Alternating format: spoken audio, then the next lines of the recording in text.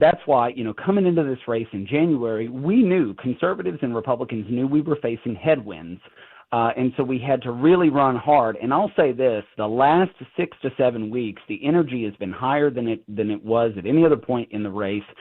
Enthusiasm for Winsome and for the policies, the common sense policies that Abigail Spanberger has rejected. She rejected them in Congress, and she's rejected them on the campaign trail. I think we're in a really good place to make a strong case to send Winsome to Richmond and send the entire ticket to Richmond. And I think the energy and enthusiasm, particularly coming out of the debate, will help us do that. When is the vote? Tuesday, November 4th. Actually, you can early vote now. And the biggest thing in the last 3 weeks is Winsome has faced a deficit in the fundraising. Her website is winsomeforgovernor.com. There are no limits to what you can contribute. And I know your listeners were just tuned into a congressional race outside Nashville. This is the only game in town for many conservatives, grassroots conservatives. This is an important race, and we're about 3 weeks out from Election Day. Let's win for Winsome. You want to use that? Excellent, Dan. I'll you can trademark it. I'll use it on the campaign trail. Thank you, Matthew. Talk to you later. He was obviously impressed. I could tell. Yeah. Could you he was like, wow. That's, zoned in. Yeah. That is second to none. Why didn't I think of that? Yeah. I bet you somebody thought that was a good win for Winsome. Or when we you're heard talking it the first time you said it. Or when you're talking about counties, you could say, "Hey, let's win some for counties Winsome. For Winsome." Mm-hmm. You have anything else, Dan? Nope. And I got 60 more seconds. We could win some cheers for Winsome Sears. Oh, look at that. See? Okay. Sam can be now just we're as dumb somewhere. as me. There you go. All right, very good. Sam, is our stream back? It's back. Our stream crashed in the middle of that whole thing. I was trying to get Matthew Hurt's image, uploaded, that youthful glow about him, and the stream said, "Matthew Hurt, you're too handsome," and it crashed the whole program. Which means that, of course, I lost all my numbers on YouTube for this. Hey, but you know what? You're sticking around for an extra hour. Yeah, but Chris Hand gets the credit. Well, the Chris Hand show gets the credit, anchored down by... Tell me how that helps me, because when they look at the numbers and they see Dan Mandis, an entire Friday, which Friday is usually pretty good, is just going to be wiped clean because it crashed. Hey, we check who, check the registry, who showed up for work that day. Whatever. Chris is sick, just to be fair. 8:50 on Super Talk 99.7 WTN. All right, Sam, we wanted to do this in this segment, but we couldn't because the thing crashed. So coming up after 9, we're going to have State Senator Brent Taylor. He is going to join us. And Mr. Taylor, don't be offended if your image is not on the stream. Your handsomeness will probably also crash our program. It could have been my ugliness, that crashed the stream. It could have been that. Oh, Dan, don't say you have those negative things. humility points for that. So but there is a general sessions court clerk in Memphis that is this just kind of landed on my radar, and somebody texted it to me. So you had to work very diligently, Sam, on getting all of the F-bombs and all of the S-bombs out of this. Mm-hmm. But, and don't forget the A word and the B word and almost the whole vocabulary. Memphis General Sessions Court Clerk Tammy Sawyer, whatever, is yelling at the police. And this is, and Brent Taylor will tell you because he's calling for her immediate resignation. He will tell you that this is not someone who should be employed by the city of Memphis. And he's calling for her immediate either resignation. I don't know if they can terminate her. But, wait till you hear this audio. And so the state senator is going to help us sort of navigate through what exactly happened, because he sent it to me. And I'm like, holy moly. So we're going to talk about that coming up after the news at 9 as I fill in for Chris Hand. Joan is going to be filling in for Chris from 10 to 12. So you miss a little, you miss a lot. Got a lot more straight ahead on WTN.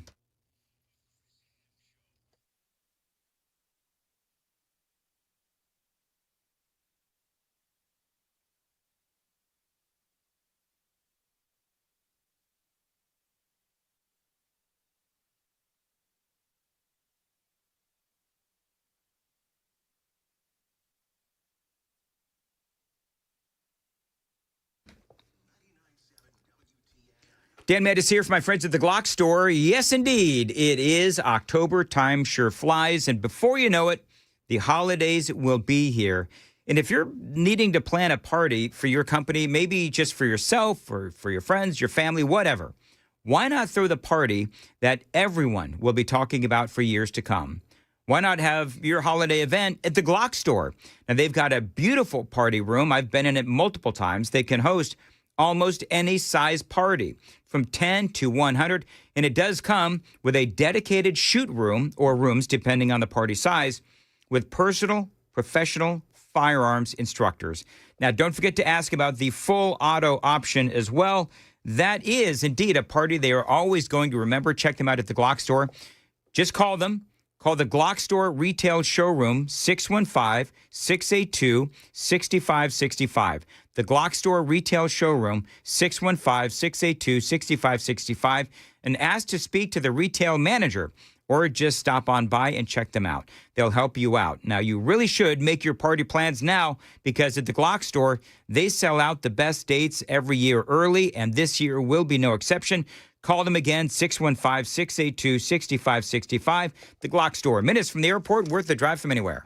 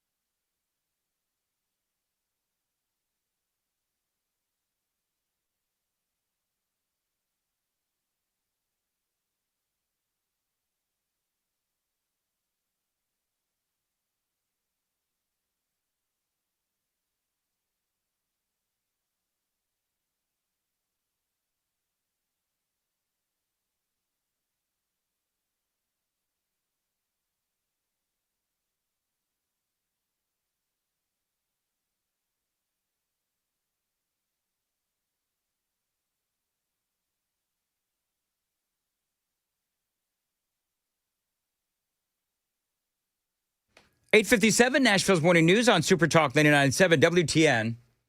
Hey, Joan. Yes. Is government still shut down? Yes, it is. All right. The Schumer shutdown continues. I have not talked about this in the last couple of days because, honest to goodness, I don't know what else to say about it. But I do believe that the Democrats are going to bear the brunt of the responsibility on this. I think that the Republicans are doing a really good job. Got some video. The Republicans are doing a really good job of hanging this on the shoulders of Chuck Schumer. And I think that Schumer knows it. You look at the polling and people will say, you know, a number of different things. But one of the things that they'll say is that we do blame the Democrats because they are the ones that are shutting down the government. I mean, Mike Johnson has said many times, we'll go back to the negotiating table, but all you got to do is just vote to keep the government open. That's all you've got to do.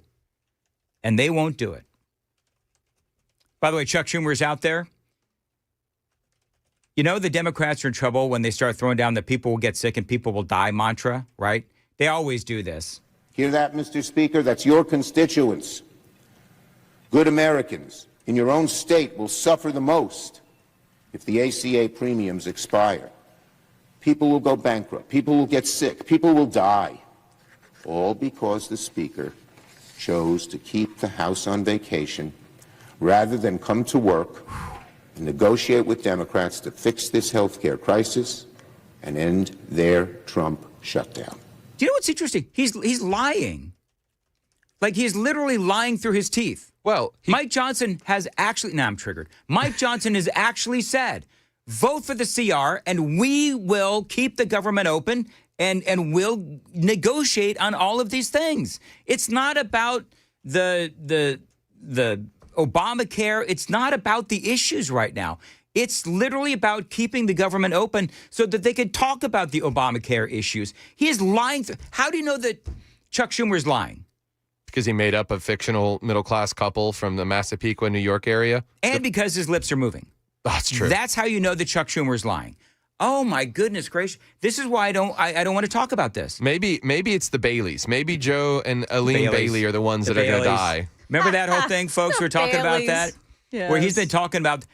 Hey Chuck, what would the Baileys feel about the Schumer shutdown? Let's talk about that. Baileys. For people that had missed that thing that I did a while ago, Chuck Schumer has been referencing the Baileys as like a typical, New York in his district couple. And he's been talking about them for years and years and years and years and years and years. Almost 2 decades. Almost 2 decades. They don't exist. They don't exist. It's funny because he looks like one. It is the trait of a goblin to be deceptive. Is it? I didn't know that. Yeah. Goblins are deceptive? I mean, look at the nose and the ears kind of line up. If his skin was green. Oh, he's got Chuck Schumer. Well, I'm not going to start dissing on Chuck Schumer for his ears because that's the least offensive of him. Anyway, got a lot more straight ahead. WTN.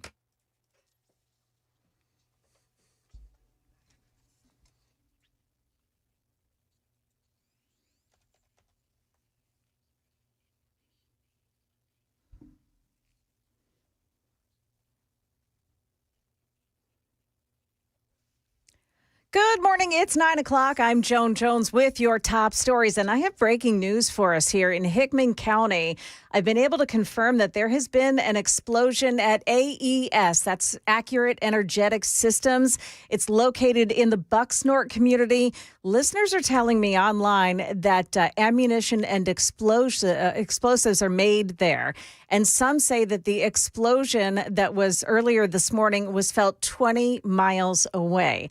Now, I did reach out to the emergency services. They have confirmed that there's been an explosion, but there are some other reports of at least a dozen people missing. That report has not been verified. This is something we're going to keep on top of, and I will continue to contact the Hickman County authorities to find out more. So who could have seen this one coming? The Nobel Peace Prize has been awarded to somebody not named Donald Trump. The committee announcing this morning Maria Corina Machado wins the award this year for her work promoting democratic rights for the people of Venezuela. Now, here, the chair of the community this morning, that committee this morning in Oslo. In the past year, Ms. Machado has been forced to live in hiding, despite serious threats against her life.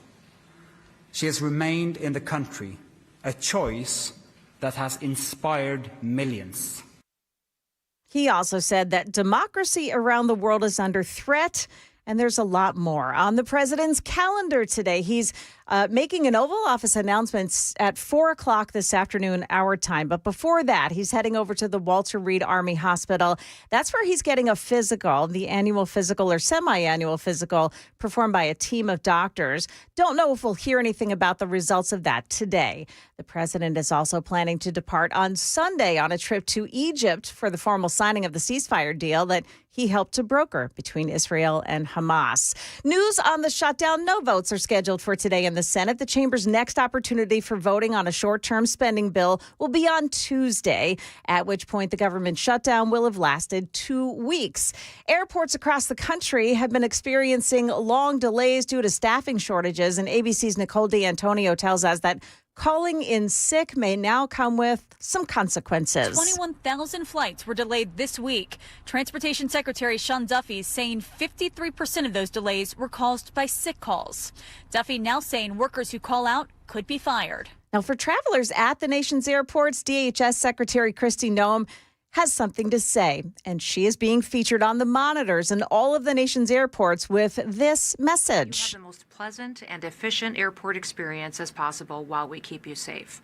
However, Democrats in Congress refuse to fund the federal government, and because of this, many of our operations are impacted, and most of our TSA employees are working without pay. Yeah, so now Democrats are not happy about those new videos in the nation's airports. Market numbers brought to you by Beacon Capital Management, online at beaconcm.com.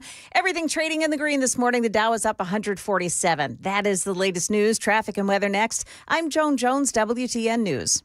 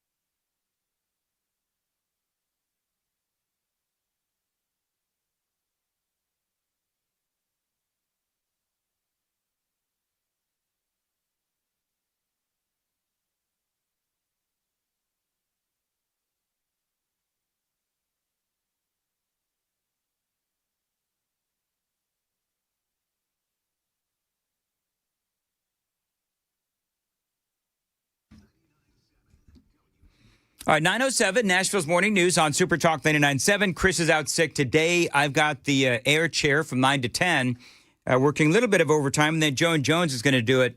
We'll be here from 10 to 12, hosting for Chris. Guys, take the phones off hold, if you would, like right now. Take the phones off hold. Thank you. We've got this situation, and I'm going to get to State Senator Brent Taylor in a second, but we've got a situation in like near Bucksnort, I guess, where there was an explosion or something happened at that munitions factory. We're just talking to Joan about it. If you're in this area, and you know what's going on because our super text line has kind of exploded with this. People wanting to know what in the world was going on. Just call us at 615-737-9986, 615-737-9986, and tell us if you're in the area, what you heard and so forth, because it sounds like it was a major explosion. So we'll get the latest from Joan. You just heard her talking about it in the newscast.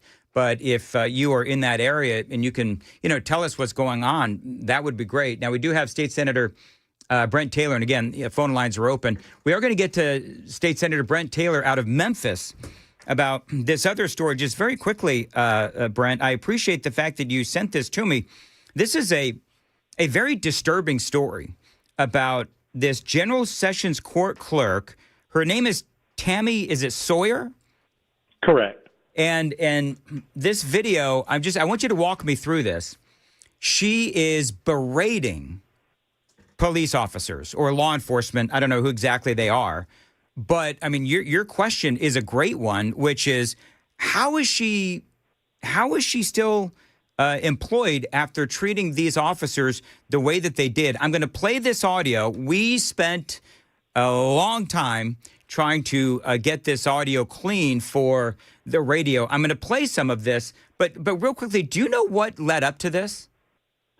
I do. What she attempted to do is she's got private security because, all General Sessions Court clerks need private security. Right. And she tried to get her armed security to get past the checkpoint at the courthouse who was armed. And when the sheriff's deputies caught them, that's when all hell broke loose, and she started screaming like her mother changed the Netflix password. Okay, let's listen to this. Brace yourselves, folks. We had to tighten this up a little bit as well. But this is General Sessions Court Clerk Tammy Sawyer, and she is lighting up security there at the courthouse. But I'm going to be very clear, and I'm just going to say this one more time. Watch who you're talking to. Wow. Do you know you always love State Senator Brent Taylor? Don't you love when first thing you hear is watch who you're talking to? I know it. And the thing about it is this is not the first time she's done this. About 6 months ago, she was detained by Memphis police because she entered a crime scene. There was a fist fight at a location in Memphis. She shows up. She enters the crime scene, won't leave, and the police had to detain her. They didn't arrest her, but they detained her. And that's what happens when there are no consequences for your actions. Oh, yeah. It just keeps escalating. And if she doesn't suffer consequences on this incident, she's going to continue to escalate, and eventually someone's going to get hurt. Very true. Here's more. She's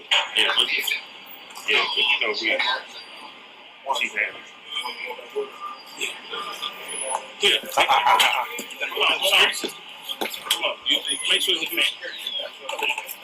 Make sure it's me. We need you to come make that reminder. And if you feel the need, like if you feel you need to pop your right now, if you feel the need to pop your right now. By the way, Sam chose to put farts because she's got a potty mouth in lieu of all the curse words. She has a potty mouth. All right, just go ahead and go back inside. You feel the need to pop your You want to walk with me 24/7? You want to walk a mile in my shoes? What your bros are the one threatening my life? You want to see what your white supremacist friends are saying to me? Talking about killing me dead in the street? You want to know why I have security? Because I'm the one getting threatened. Gee. I'm the one that's saying they're going to kill me in the street. Say something else to me. We'll see who won't have a job. So clearly this woman is not. I mean, I'm just going to say, I think she's got some serious issues and she's got an attitude. It sounds like she believes that she is above the law, State Senator Brent Taylor, but clearly, as we have been reminded by the Democrats many times, no one is above the law. It is. She is nuttier. She is nuttier than a porta potty at a peanut festival. But look, just listen to some of her tweets. She said that that she will admit it, that she has very little admiration or respect for the police. She said in a separate tweet, "I have so little respect for the police." She also said that little white kids in scary movies freak her out, and she's glad she can't have white babies because I might have to kill one thinking they're damned. What? And then, Can I ask this? Is this something people vote on? Like, was she elected? She was elected, and that's what makes it somewhat difficult to try to deal with her. Although I have talked to the TBI and the DA conference and to the sheriff's department, and I believe that there will be charges forthcoming. And if there's not, I will be raising hell against our DA down here in Memphis. And you and I talked about him before, but I'm giving him an opportunity to do the right thing and to get a set of testicles from Amazon. And if he's too uncomfortable to prosecute this case, and he needs to ask for a pro tem prosecutor to come in and prosecute this case. All right, let's play a little bit more of this. Say something else to me. Go ahead. That's what I thought. Coward. That way, that's okay. Yes. So the guards are sort of, they know that they're being filmed. Somebody pulled out a phone, and what the security there, who obviously they know who this woman is, what's their reaction to being berated by this nut job, General Sessions Court Clerk Tammy Sawyer? Well, the security that you see in the film there, those are actually deputy sheriffs. Okay. And the video is actually from body cam. I did a FOIA request to get this information. I got the police report, the transcript, the video, and she even got the sheriff on the phone while all this was going on and tried to get him to intervene. And she threatened those officers' jobs. She said, she's going to have their jobs because they were only doing what they were supposed to do, and that is to keep firearms from getting into the courthouse. She is a General Sessions Court clerk. Like, where does she get this inflated ego? Well, the General Sessions Court clerk is in charge of the General Sessions Court, and having an activist in that position is like inviting a flat earther to have a presentation at a geography summit. She is completely out of her league. She's unqualified for the office. The only thing that she's qualified for, and the reason she won that election, is her mouth is big enough for 3 sets of teeth. And she is so untrustworthy, I wouldn't even trust her welcome mat at her front door. Let's play more of this audio.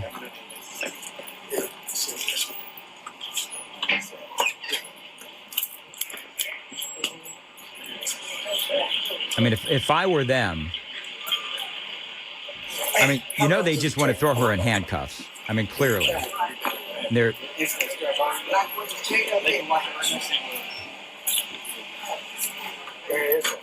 What's his badge?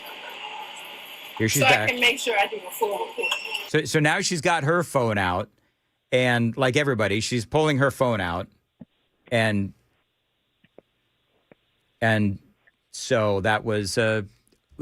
Forgive me, Senator. Our computers are crashing here in the building all around me. My computer just crashed. But anyway, so let me finish that scene. Yeah. So she comes out with her phone and sticks it in the sheriff's deputy's face and says, "I need this for the report that I'm going to file." And so the sheriff's deputy pulls his phone out and emulates what she's doing, and she looks at him and says, "You're a racist and you're a son of a bitch." Wait, hold on. I got it. Hold on. You don't leave this shit alone. Come on. You're a racist and you're a son of a bitch. Okay? I don't care. We're going to take care of you. Got it. That's way. So you know what I love about this scene is that, so then, and I guess I'll make it sort of bring race into it, because did they just dispatch the white guy so that the black law enforcement could deal with her? Because that's what I just saw. Now, maybe I'm reading too much into it, but she is going after the white law enforcement officer, got the phone out and the whole thing, calling him a racist SOB. And so then he pulls out his phone and starts doing the same thing at her. And she looks all exasperated. Then a black law enforcement comes up and kind of, I don't know what he said, but the white law enforcement officer just walked away. He did, and all of those deputies were assigned to the courthouse. Yeah. And all of the other deputies that were there were black. The one white guy who, in the video that you see, he did nothing. He's just there. He just standing there. She singles him out for all of her vitriol that she's, spewed. And look, as you know, you and I have talked about it, I'm working hard down here to make Memphis matter. And we've even gotten the president on board with making Memphis matter. What she's doing is making Memphis matter, MADDER. And the voters made a mistake electing this person. And I hope, and in my conversations, my conversation with the state, I believe this is official misconduct because she was encouraging someone to break the law for her benefit, her personal benefit. And so I'm going to raise hell if our DA does not pursue this, and I will find a way to find a district attorney that will take this case up. It is so frustrating when you see people that are elected in these troubled cities, and Memphis is a troubled city, and you see the behavior of these so-called leaders acting abhorrently, and it's like, well, no wonder the city's a mess. Well, and right now we have the largest law enforcement intervention in Memphis history. We've got a dozen federal agencies down here. The National Guard is on the scene as of today, and she is a supposed leader that people look up to. And if they see her treat law enforcement the way she did, and they try to emulate that out on the street, that's how people get hurt. Yep. And she should set a better example. And she is not a good person. And she was on the county commission, and she was an activist there. She's an activist now. And unfortunately, in many cases, our local governments, and we even see it in the state legislature, that these activists get elected, and activists do not make good legislators. All right, State Senator Brent Taylor, I could talk to you for an hour. However, our time is limited. Thank you for bringing this to my attention. And can we get an update on this when there is one? Absolutely. I'll be glad to keep you and keep you posted. And I appreciate you allowing me to share how we're making Memphis matter. All right. Thank you very much. I appreciate it. It is 9:20 on Super Talk 99.7. All right. So we got the situation that is going on in Bucksnort. And let's just get her mic on if we could. By the way, super text line is people are letting us know as much as they can what's going on there. Also, our phone lines are open. So if you are in Bucksnort and or around there and you know what's going on, or if you just want to tell us what your take is, 615-737-9986. Phone lines are now open. Dan Mandis here in for Chris, who is out sick. But there was an explosion. There's an explosion, yeah. In Bucksnort at a munitions? Right. It's AES, and they make ammunition and explosives for the military, according to one of our listeners. Sure. Previously worked there. And so they know the company. And they said there was an explosion there that was felt some 20 miles away. Well, yeah. An enormous explosion. You've got all kinds of, and people are texting in and saying that, there was such a massive explosion that they felt it and heard it many, many, many miles away. Right. So, and earlier you were talking about how there's maybe some people missing. Right. So I called the emergency management people there in Hickman County. They did confirm the explosion. Mm-hmm. They confirmed that it was at AES. But I asked them about the number of people missing, and they would not confirm that for me. I'm still waiting on the return call from the PIO, from the public information officer there in Hickman. Yeah. And he has not returned my call yet. And I can't find anything online about this. So I think we're going to need to rely on. Well, 9214 says that they are running around banging on everyone's door, telling them to leave the area immediately. 0505 says, I heard the explosion in Hohenwald. And again, this is in Bucksnort. Bucksnort is what, 90 miles outside of Nashville? I don't know how far away it is. I don't know how far away that is either. I've never been to Bucksnort. Bucksnort is kind of famous. If not just for the name. Yeah, well, that's exactly right. Just for the name. But I mean, some people, and we don't know. It's about 60 miles outside of town. Outside of Nashville. Thank you, Sam. So yeah, it's like kind of near Dixon, but south of Dixon. Is that what I? Yeah, south of Dixon, north of Columbia. Okay.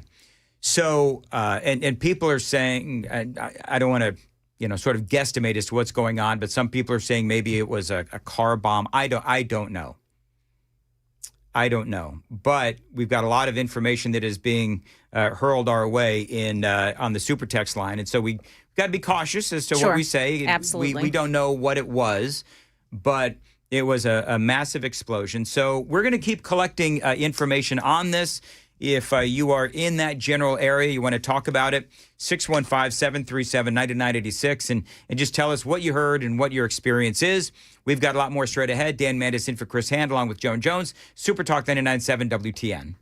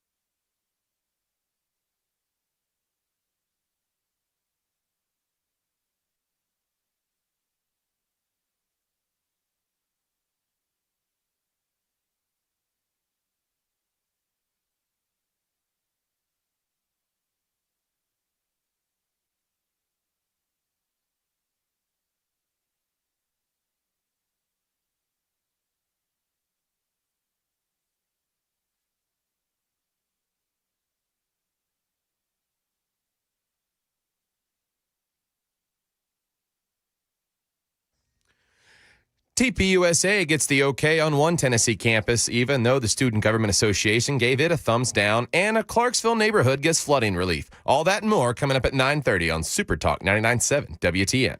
All right, very good. Sam Rutherford in the WTN newsroom. He is in for Joan Jones, who is going to be taking over here at 10 o'clock. She's here with me in studio now because we have, and Chris Hand is out sick, because we have this explosion at in Bucksnort at Accurate Energetic Systems, an ammunition and explosives manufacturer located in Bucksnort. They've been around since 1980. They say the company develops and manufactures energetic products for the military, aerospace, and commercial demolition markets.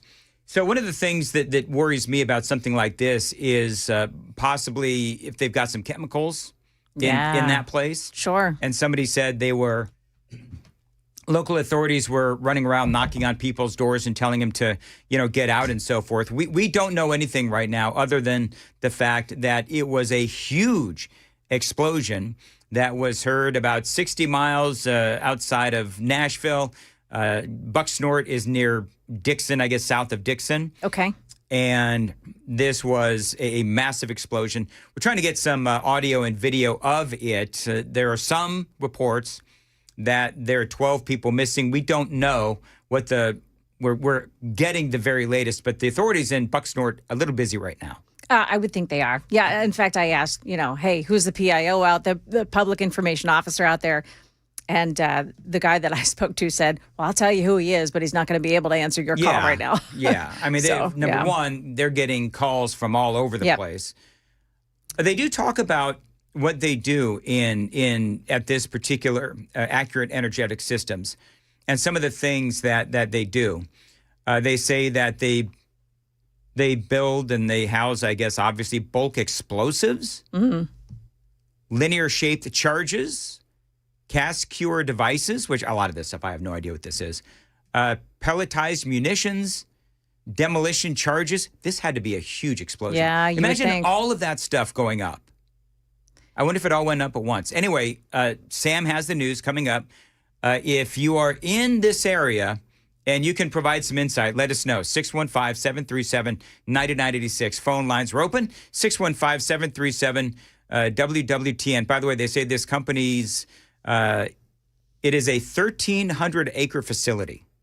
1,300 acres. Now, they may have multiple buildings and so forth. So we're trying to get all the latest for you, and Sam has the news coming up on WTN.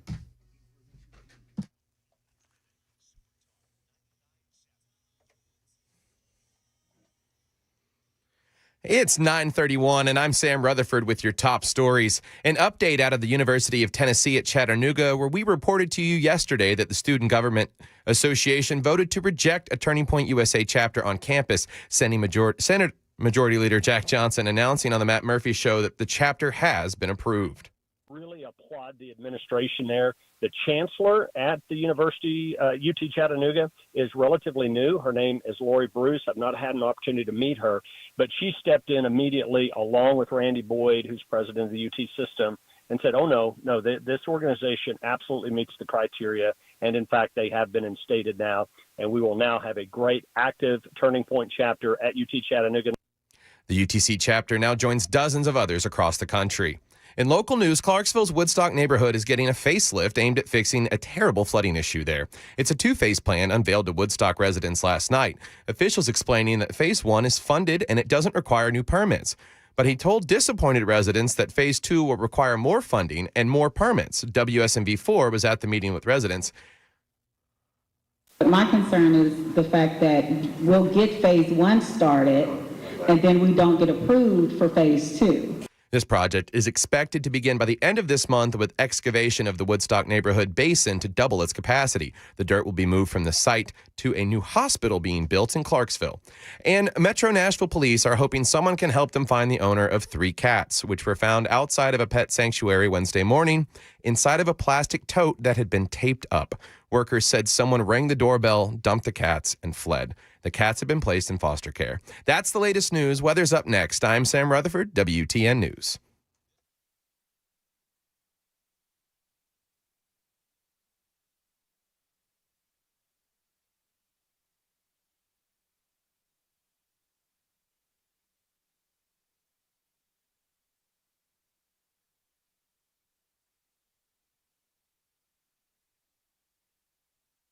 Hey, what's up? It's Chris Hand here from my friends at United Structural Systems. You know them as USS, and I got some questions to ask you.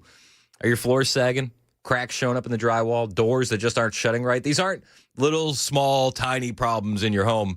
They're annoying, but they're actually red flags and warning signs. And they're a sign that your foundation could be weakening. You can't have that. Solid foundation is the backbone of a strong home. And when it weakens, it's only going to get worse with time. This is why I stand behind the guys at USS. They've been doing it since 1994, keeping Tennessee homes dry, stable, and secure the way they should be. Now, USS uses American-made adjustable steel supports built to last and backed with a transferable warranty. So even if you leave the home, the warranty will stay. That's how confident they are in their work. From I-beams to custom crawl space repairs, they fix it right the first time. So when it comes to your home, don't kick the can down the road. Call the people I trust. United Structural Systems, 615-488-7855, 615-488-7855, or find them online, ussTN.com.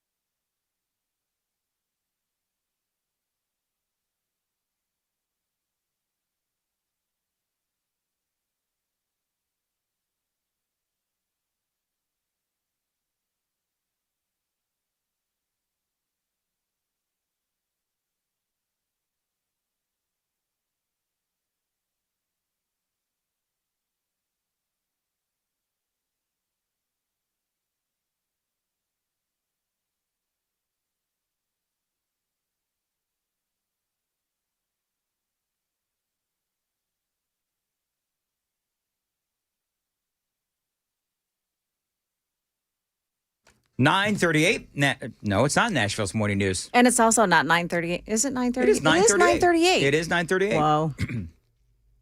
And Joan and I'm here because Chris called in sick. Joan is going to take over the air chair beginning at 10 o'clock, but she's hanging out here with me. Sam is over there doing the news. And we do have some news. Now, there's this explosion in Bucksnort. We've got audio of the explosion. So we're going to play the audio, but you want to reset real quick and for people that are just joining us. Yeah, it happened at this company called Accurate Energetic Systems, AES.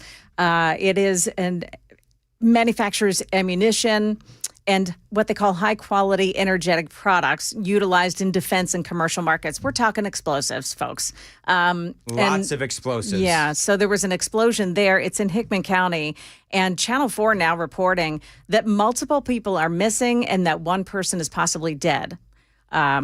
So that's as far as we know about it now. There's, of course, a lot of emergency crews there, and we'll get more. But, that explosion, they say, could be heard 20 miles away, and it is enormous. It is, yeah. So we're gonna play audio of and if you're watching on YouTube and so forth, you can see the video, but there's nothing to see really. It's really what people heard from many miles away. Yeah. Listen.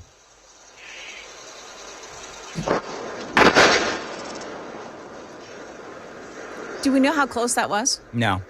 No, somebody, I mean, in situations like this, people just start uploading, video. But it sounded like there were two explosions. Yeah, it did. Like one and then another one. Well, so if one explosion happens near other explosions, right, it's going to happen that way. Yeah.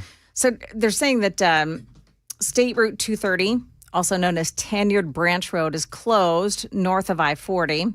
Also that in 2020, there was an expansion there at AES, and the expansion was set to create 80 new jobs in this 1,300-acre site. Yeah. It's a big site. Mm-hmm. Has a full lab and a test range. So again, what they're saying is that this explosion this morning. A lot of smoke, by the way, too. I'm looking at some of these photos. I mean, there's a lot of smoke. Multiple people missing, one possibly dead. So that's possibly not confirmed. Accurate Energetic Systems, Bucksnort area. So for people wanting to know where Bucksnort is, yeah, you drive west on 40, past Dixon, on your way to Memphis, and it is, I think, what did we say, about 49, 50 minutes outside of Nashville? About an hour, 60 miles. All right, so 60 miles, about an hour, and it is well west of Dixon, like well west, just off 40. And so we're obviously trying to find out more information on this. We have the phone lines open at 615-737-9986, 615-737-WWTN. It's interesting, too, because there are a lot of people that are speculating. News Channel 5 has aerial. See, I told you during the break, Joan, that I'm seeing these photos, but it's hard for me to believe. The facility is completely leveled. Yes. Like you're talking about a big, factory kind of a thing. I noticed that. It's not as if there's a building standing there right now. No, it looks like a construction site getting ready to put stuff up. And I saw I zeroed in a little bit on it, and it looks like there's a car in the midst of it that is completely shelled out. Mm-hmm. Yeah, this is, and again, we don't know anything else. I think you can hear us in Bucksnort. Yeah, but we're trying to find out more information on this. But if you have any information from out there in Bucksnort, 615-737-9986. One of the other things, and we're talking about this earlier, is that you do have people who live in the neighborhood. And do me a favor, Joan, if you can, or maybe Sam, Google Maps it and see if there's a lot of homes around this area. I'm just curious because they were talking about how you had authorities there, whoever was, going in and telling people to leave the area. Now, we're talking about the kind of explosives that they build and that they manufacture here at this plant. And they manufacture explosives for the military. So that is going to be some pretty big explosives. I am not seeing... Yeah, I was going to say, I'm looking on the map. Technically, the facility is in McEwen, Tennessee, and it's not in any direct neighborhood areas, thank goodness. Yeah. Very, pretty remote. Pretty remote. But on Highway 230 out there. on the map, you can kind of see that there is a huge building there. which is Right. no longer visible in I was the going to pictures. say it was. Yeah. Yeah. Well, we still have 12 people missing, and We don't know that. We don't know the number of missing. Oh, isn't that what they said? 12 people missing? Unaccounted Some people, for. Unaccounted for. Some people have said that there's Got 12 it. missing. Okay. But Okay. that's not confirmed. What was confirmed is that there is one person who's dead, presumed to be dead. Yes. And then others missing. They're not putting a number on it. People are saying, Mike says there's lots of secluded homes out there, not any neighborhoods. Other people saying there's some trailers. Oh, yeah. That kind of thing out there. So, wooded and hilly in that area. It's between Dixon and Centerville. And I don't know. I mean, we don't know anything else. But they manufacture and store bulk explosives, linear shaped charges, cast cure devices, pelletized munitions. Yeah. And there were a lot of people that worked at that plant. Yeah. So, and that's, I mean, yes, there's a lot of people that live obviously, around the question is how did it explode? Right. I mean, this thing has been around since 1980, and obviously, you've got precautions that are made and to ensure these things don't happen. Of course. Yeah. So, I mean, we'll just have to wait for the authorities and the investigations. But let me play this one more time. This is what it sounded like when this munitions facility in Bucksnort exploded.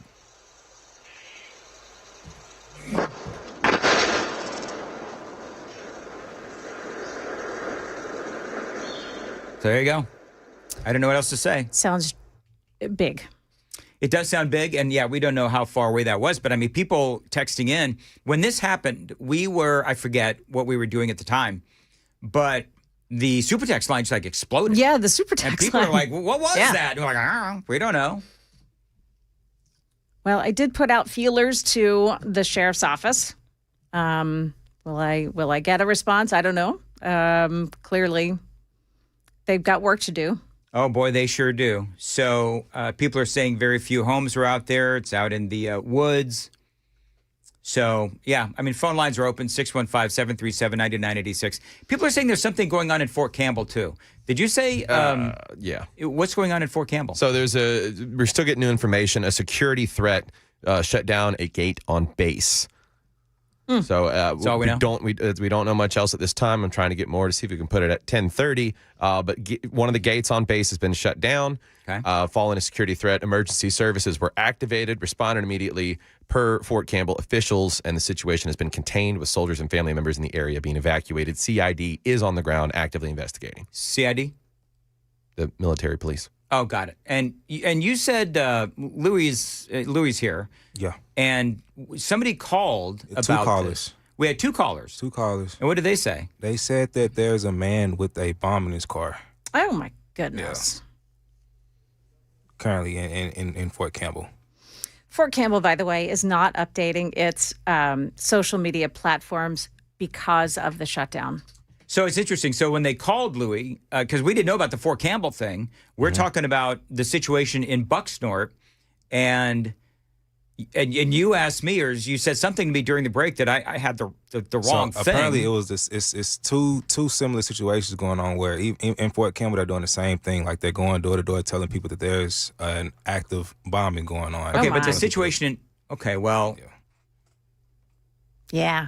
So I mean, could have been confused. Well, or we may have a situation. Oh no! Where don't think that. Listen. I know what the road you're going down. Okay, all right.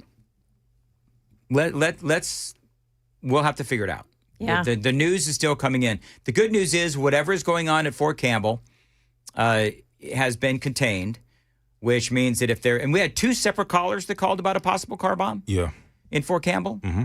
Okay, so we've got Sam is watching that. Obviously, we do have the situation in Bucksnort where there is this big explosion at this munitions factory, and as I said before, this is what worries me about this is beyond the initial explosion is what kind of chemicals. Yeah. That they because I mean those places obviously have a lot of chemicals and that kind of a thing. So you worry about all of those things.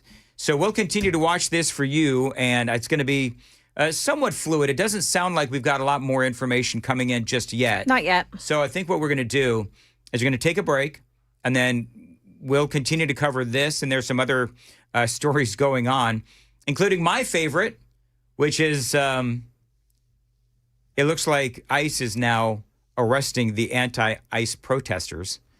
It's about time. What took you so long? Yeah, right. Yes. I mean, Are finally, you talking about in Chicago? Yeah. Is that where it's happening? Okay. Yep. You're seeing this on Twitter? I saw it on the Twitter. You're going to leave me all your notes? Sure. Every single note you've got? Whatever. If you can read my chicken scratch, absolutely. You can have my notes. Yeah. All right. I'm going to come back to wrap things up for me, in for Chris, and then Joan's going to be in for Chris, and then Chad comes up at noon. And Murphy Show coming in from 3 to 7 right here on Super Talk 99.7 WTN. We'll return next.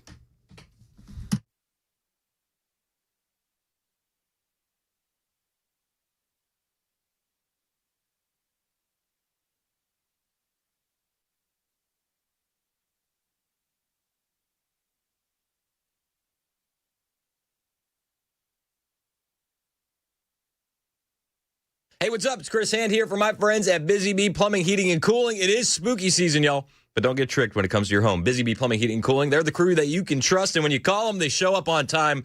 No ghosting, no nonsense. Here's the fun part. Join the Beehive Club today for free. All you got to do, carve a pumpkin of Buzz the Bee, throw it on social media, tag Busy Bee, boom, you're in. Show off your carving skills and snag some great perks. Now for the real treats. If you need HVAC service, schedule your fall maintenance and get a free dryer vent cleaning. That's a $229 value for free, and it's going to make your home that much safer. Plumbing issues, they'll flush your water heater for free with any plumbing repair. Your pipes are going to thank you. And if you're thinking about a new HVAC system, they got a scary good deal. Free 10-year parts and 5-year labor warranty. That's a $750 value with any system install. Don't let the home headaches haunt you. Call Busy Bee Plumbing, Heating, and Cooling today, where the service is solid and the savings are spooky good. 615-775-7833. 615-775-7833. BusyBeeHVAC.com. Hey, what's up?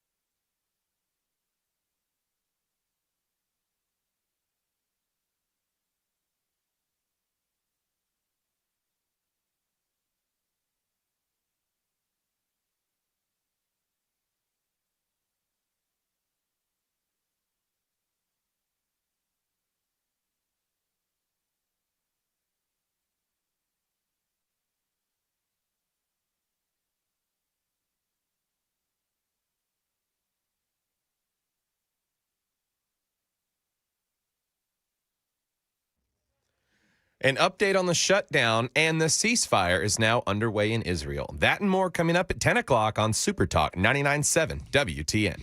9:55.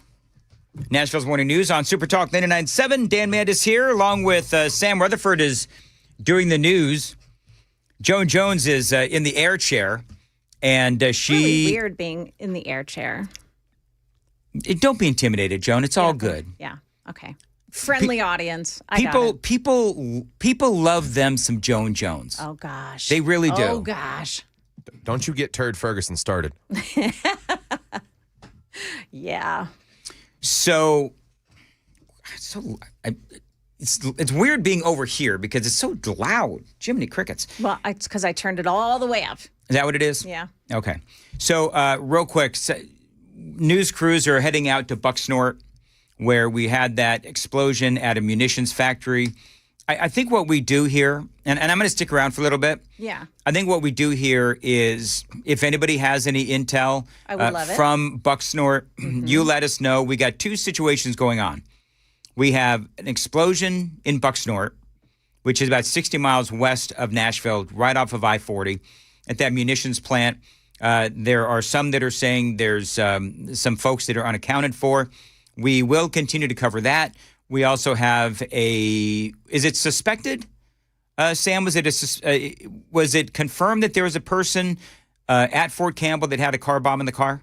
There's no information that touches on that at this time. But, if we're going off of what the callers were bringing into Louis, yeah, I would assume that's why they're keeping it so hush-hush. But, I'm not going to put any stock in it. Okay, so we got a couple of very, as we like to say, fluid situations. And by the way, there's a lot of other news to cover. So I think what we do is we just do a little topic potpourri. I love that. And we'll just kind of roll through what's going on. They're arresting people in Chicago. You know that ICE, they are so excited to finally be able to put handcuffs on these jackhole anti-ICE protesters. Because these people, you've seen the video like I have. They walk up, they're yelling at these at the ICE agents. Spit on them. They've been holding back all this whole time. And I watched video recently of a guy, some of the ICE agents up on top of a building. And this is in that Chicago facility where they keep on bugging them. And the ICE agents, the guy says something to him. And the ICE agent shoots him in the head with a paintball. And he's like, yes. And the guy falls over. It's like Macaulay Culkin in Home Alone. Home Alone, yeah. So the guy falls over and everybody comes over to help him. But there's another guy in the shot who stands up, turns his back on the ICE agents, pulls his shirt up like, hit me too. And I'm thinking, these people, it's a show. It's a show. Well, that is what it is. Yeah. It's a show. A lot of this it's for votes. That ultimately, that's what the Democrats are trying to do. It's for votes. There is a narrative that they are trying to put forward. And the reality is that I think that the majority of people understand what ICE is doing, understand who they're arresting. And ultimately, you have the Democrats that they're really wishing and hoping that the American people turn on Donald Trump on this issue. It is incumbent upon the Trump administration to make sure that you release the names and like they were before. Yes. Who are you arresting? Who are you going after? Who are you finding in Chicago and Portland, whether it is, think about it. So they're going after illegal aliens. Now they're dealing with, the Trump administration and law enforcement also has to deal with Antifa. Yes. So there's so much chaos in the streets. And if people are only watching MSNBC or whatever it's called now, or CNN, or ABC, NBC, CBS, they're not hearing the stories. No. They're not hearing what's actually happening on the ground. And in fact, the greatest evil of an administration, of a news organization, is the evil of omission. Absolutely. And that's what they do on a regular basis. They just omit it. I will. I'll be coming back next right here on Super Talk 99.7 WTN. Okay.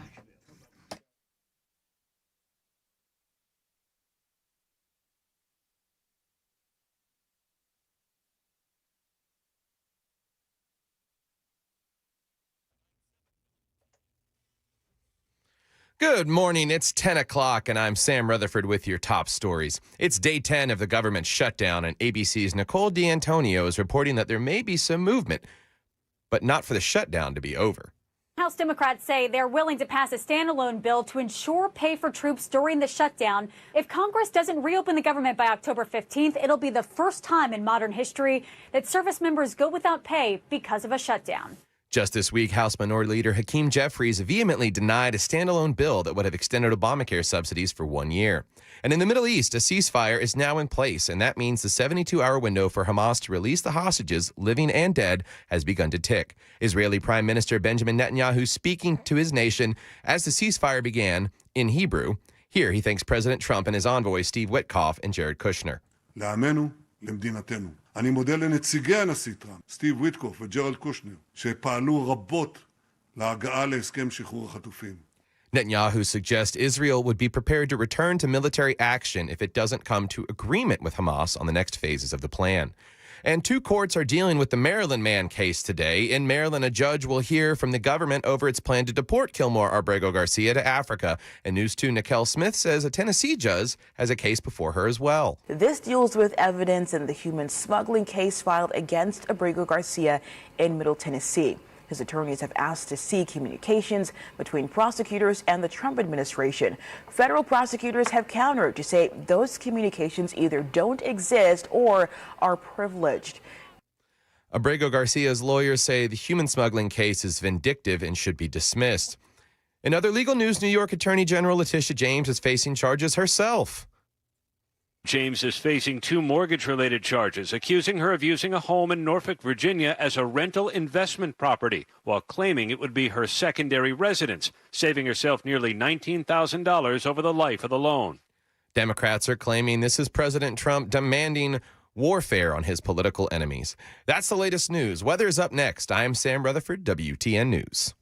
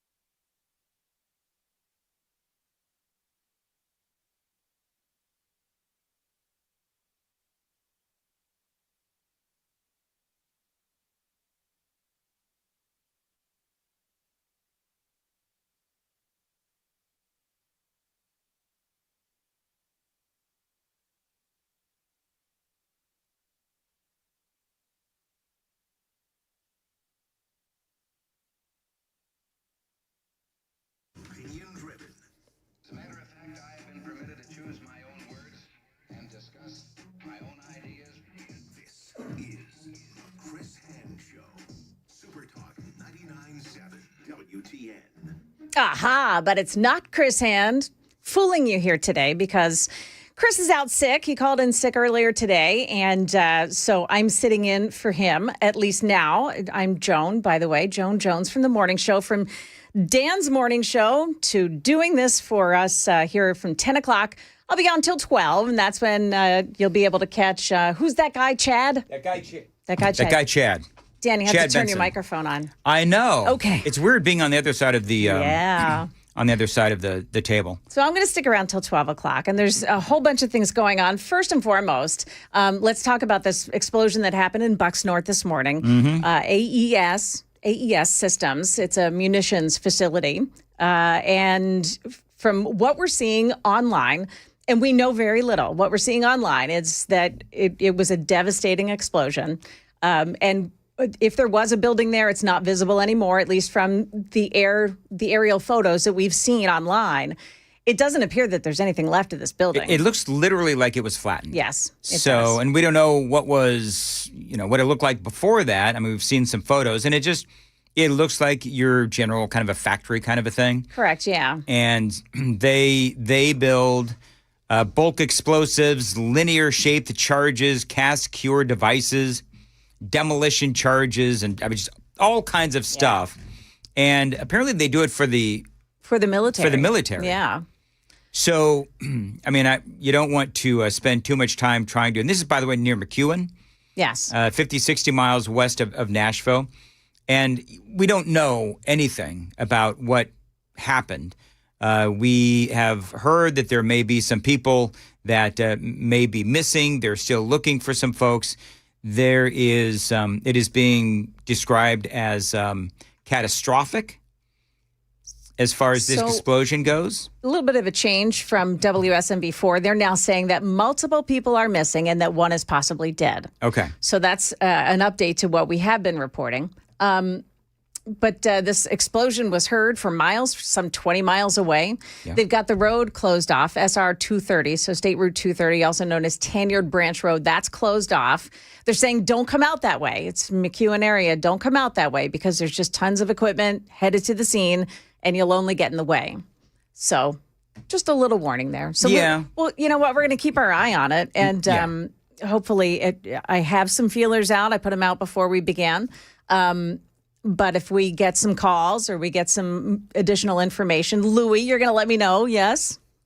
Yeah, the phone number, we've got it open, 615-737-9986, 615-737-WWTN. Not only was this a very loud explosion that you could hear for miles around, but it was also, you can see the smoke. I don't know if it's still smoldering.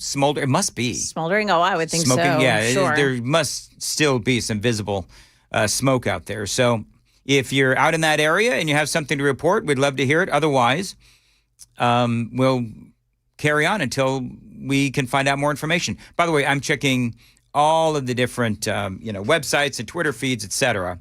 Good. And when we know more, we'll let you folks know. All right. So I would like to start this morning. I would like to air a real big complaint of mine, and that is that not only did the Nobel Commission snub Donald Trump for what should be what he is owed, that Peace Prize. Absolutely, they Nobel awarded Peace it Prize. they awarded it to a Venezuelan woman who is apparently the opposition party to Nicolas Maduro, and she is in hiding, which just. I mean, it kind of makes me laugh. I'm sure that that's not a good thing for her or her family. However, I don't know how they're going to be able to give her this award. So yesterday, former President Obama put something on Twitter, and I'm going to read it to you and just follow along and be frustrated with me. Now, I have to read it kind of slowly because for whatever reason, it showed up in black. And it's hard to read. But it says, after 2 years of unimaginable loss and suffering for Israeli families and the people of Gaza, we should all be encouraged and, it doesn't make it any better, and relieved that an end to the conflict is within sight, that these hostages will begin, still being held, will be reunited with their families, and that vital aid can now start reaching those inside Gaza whose lives have been shattered. And yes, they have been. More than that, though, it now falls on Israelis and Palestinians with the support of the U.S. and the entire world community to begin the hard part of rebuilding Gaza and to commit to the process that, by recognizing the common humanity and basic rights of both peoples, can achieve resting peace. That sounds like a lot of bloviating, but you know what? The thing, one thing that Obama didn't bloviate was Donald Trump's name. Yeah, he never said his name. He never once said his name. And so It's Donald so petulant. Trump, it is. The other son, the one that we didn't speak to yesterday because we spoke to Eric Trump yesterday, but Donald Trump Jr. writes on X, "I'll finish it for you. Thank you, Donald Trump." Yes, I love that. I'm shocked the Nobel Committee didn't reach out and offer Obama a second Peace Prize for that tweet. We're not going to give it to Trump, but we'd like to give you a second Nobel Peace Prize that you also didn't earn. Yeah. And then Fox News columnist David Marcus wrote, couldn't bring himself to credit Trump. What a small man. See, that's the Have thing. you felt about that? Obama looks so petulant. Petulant. I love the headline in the New York Post. Obama called out for omitting Trump in post applauding Gaza peace deal. Say his name, Barack, is what everybody's saying. Say his name. That's right. How much did we hear that? You know what the other thing, too, is that this woman, whatever her name is, that got the Peace Prize, not saying that what she is doing or has been doing is not significant. Right. Because it is. But which of these two people, Donald Trump or this other woman, who are standing up to Maduro, fine, but which one has impacted more lives? Oh, my goodness. Right? President Trump has put to rest 7 wars. This will be number 8. And my goodness, if he can do Ukraine, Russia, that would be just amazing. Also, Russian President Vladimir Putin had something to say about this today, too, and I'll see if I can find that for you. Obviously, what he's done is monumental across the world, and it's so hard for them just to say it, just to admit that the man has done something fantastic. I think it is the great Chris Hand that says that Obama is being ratioed. Oh, yes. Do you know what that means? Yes. I know Sam knows what that means, where you make the post and then more people are against you in the comments. Right. Than are liking. Than are liking it. Is that what it is, Sam? Well, okay. it also depends. It's platform to platform. If you make a comment on something on like Facebook or Instagram, there's easy ways to sort that ratio out. But when it comes to Twitter, if it's got more comments than likes, you're getting ratioed. Yeah. And I think Obama's getting ratioed. And I think this says more about Obama. Oh, it obviously. Absolutely does. Maybe Michelle was right about Barack. Well, when she said what? Whatever. It is clear that Michelle Obama does not like Barack. I think you're right. I have not been watching the podcast, but from what I understand, a lot of people have been talking about how Michelle Obama is really cutting. Maybe that's why he is so small and petulant, because his wife has been cutting him down for years. Could be. The wife with the nickname Big Mike. Is that why he's such a small man? Well, she's got nicer arms than him. That's for sure. Definitely got bigger hands. Yeah. That irks me. Okay, we've lost the plot. Okay. Now, Louie, I'm going to try my first ever video here. So are you ready for this? Are you ready for me to do video? Let's do it. All right, here we go. This is President Trump arriving at Walter Reed National Military Turn your audio up over Medical there. Center. Oh, okay. It's really, You got to drag it to the other side. yeah. There's probably other stuff going on here, right? Oh, yeah, you've got 1,000 things. Joan is I learning. see. That's okay. All right. Yeah. See that thing there? This one here? Yeah, that's playing something. So take that Right. out. I just muted it, though. Okay. So it should be good. Let's Gotta try it one more time. You ready? Ah, Drag there it to we the go. other monitor. All right. Here we go. I'm going to play it. President is departing the helicopter. He helicoptered. It's not that far away. Mm-hmm. And he gets into the limo. What do they call that? The Beast? The Beast. It's just replaying again. And he said, as he said yesterday, when I'm around, I like to check always early. Always be early. That's a lesson for a lot of people. So he's going to have this physical. Now, the media is all about that he had a physical in April. Why is he getting another physical? Because he's like going to 70 the years doctor. old. Right. I mean, and you want the guy to be healthy and to make sure that he's doing well. So, yes. Do you know what's interesting? People say that Donald Trump is unhealthy. I understand he's got some extra poundage on him, and he used to eat a lot of Big Macs. I don't know, whatever. Yeah. But I think at 70 years old, I think Trump's doing pretty good. Yes. Could he get more sleep? Absolutely he could. But I think that clearly his mind is sharp. Yes, it is. And he will sit there and he will field questions for hours on end if he needs to. Mm-hmm. And for, the president, I don't see, there have been times you and I have spoken about how he sounds a little tired. He sounds tired, yes. He sounds does. tired. But at the same time, you would be tired too if you were trying to end 8 wars. Yeah. You know what I mean? And hold a country together. Hold the country together. Obviously splintered country. He's doing his best to keep everything in check. Okay, so there was... I just want to move over. It's 10:17. We probably don't have a whole lot of time for a new subject, right? School me here, Dan. Yeah, what I would do... Yeah. What I would do is take the break late, but you don't want to do that because we're being respectful of Chris. Okay. So let's I see. Yes. WWCD. What would Chris do? Would Chris take the break on time? Probably. Probably would. All right. Yeah. So let's not move on to anything else then. Okay. So we'll take a break and then we'll do this coming up. What is it you want to do next? You played this earlier this morning. I want to go back to it because I just Trump think is 79. He's 70. He's 79. Trump is 79. He will be 80 in June of next year. What did I say? I said 70. Yeah, I think you did. Yeah. Well, but you look that good at 70. I'll be Amen to that. I'll be dirt covered at 70. I'm not. Gosh. Jeez. And we take a break at 20, at 10:20, right? Actually, 18 to 20. In other words, let's go ahead and take the break, and then we'll fire this off when we come back. Okay, so what I want to do is play some audio from a comedian, and I'm using the air quotes for that. Yep. A comedian who thought he was really funny, and he was doing this, and I realized this later on. We thought he was doing it before an American crowd. He was doing this on the world stage. See, I knew when we talked about it's Trevor Noah. Trevor Noah. So he said something about Charlie Kirk, and my question earlier when we played this was he in Saudi Arabia? Is this that big comedy thing? Yes. Wow. All right, we'll talk about that and a whole lot more. Talk about getting fired up. Okay, it's 10:18. We're going to break here, and we'll be back in just a couple of moments.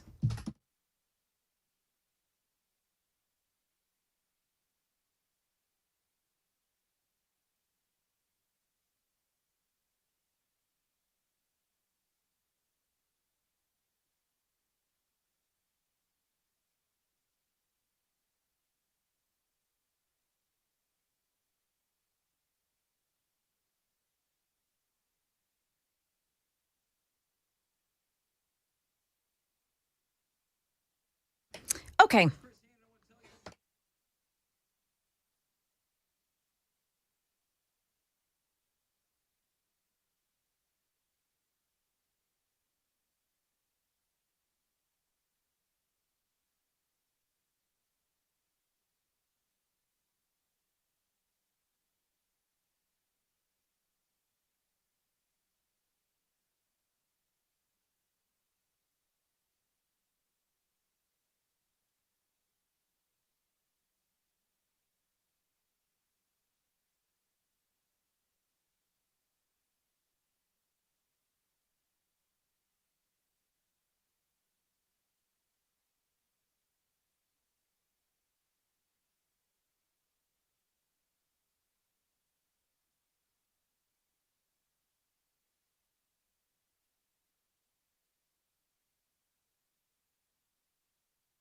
Hey, what's up? It's Chris Hand here for my friends at Zero Res of Nashville. I've told you guys this a bunch. I got 4 kids, 2 dogs, mystery stains on the carpets. I don't freak out. I don't. I just call Zero Res of Nashville. And I always call these guys because they're the best. Like, my kids lay on the carpet all the time. They're always doing puzzles. They're playing games. Last night we were playing Guess Who. the non-woke version. And we didn't have to worry about what's in the carpet. There's no chemicals when you use Zero Res to clean your home. They use their exclusive ZR water. No soap, no harsh chemicals, no residue, which means the carpets, the upholstery, doesn't just look insanely clean, it stays clean longer. Kids can sprawl out. We don't have to worry about what's in the fiber. And it's not just carpets. They do air ducts, tiles, upholstery, rugs, the works. Perfect. If you got a lot of kids running around your house creating mystery stains like my wife and I do, right now you can get any room in your home cleaned for just $45. That is an unbeatable deal, and that's only from my friends at Zero Res of Nashville. If you need to get your carpets clean, do it the right way. Do it with Zero Res. 615-535-9376. 615-535-9376. Or you can always book online, ZeroResNashville.com.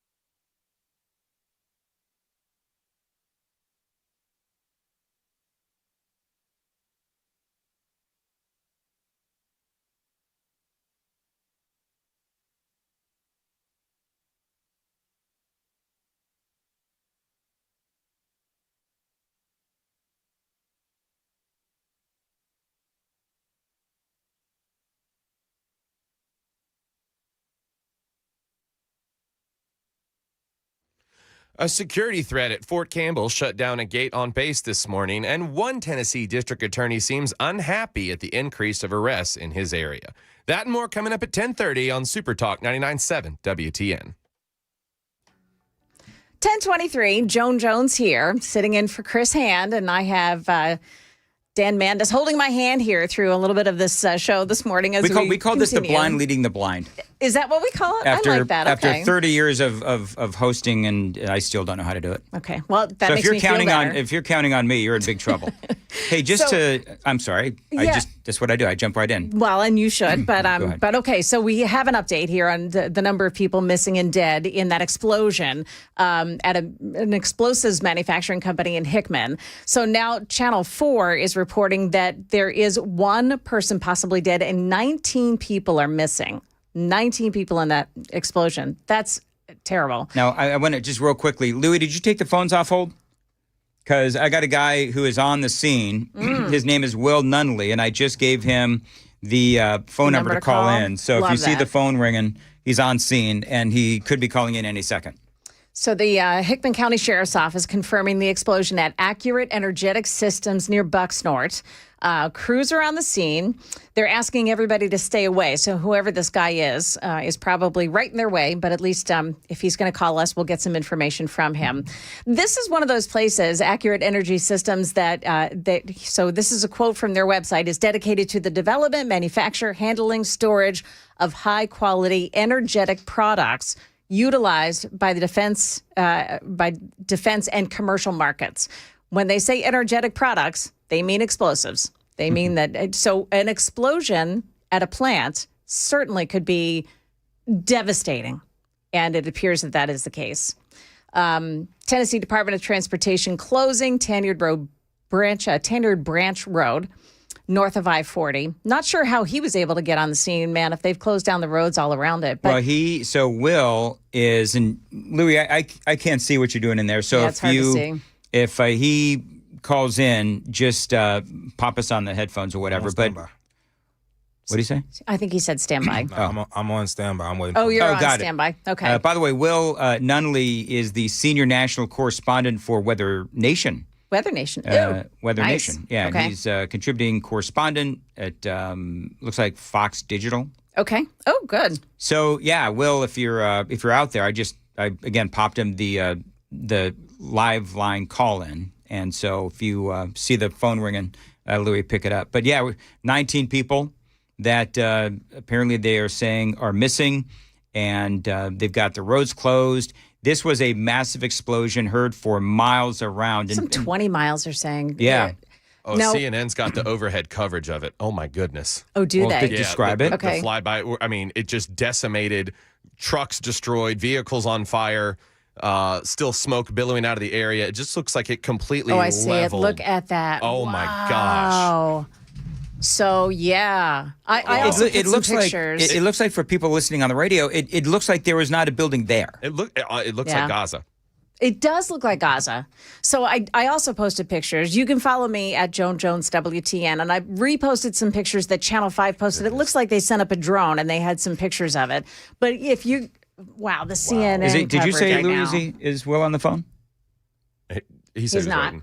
Oh, got it. Can we bring up CNN here? Sam can bring up CNN in his room.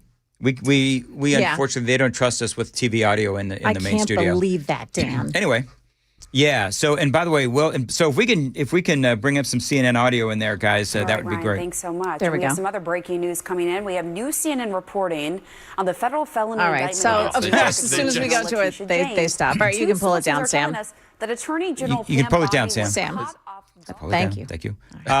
One of the things that Will says, though, is that there is a large-scale emergency response underway. And so you're talking about, I mean, clearly that's almost obvious at this point. Yes. Yeah, it's going to be a multi-county effort.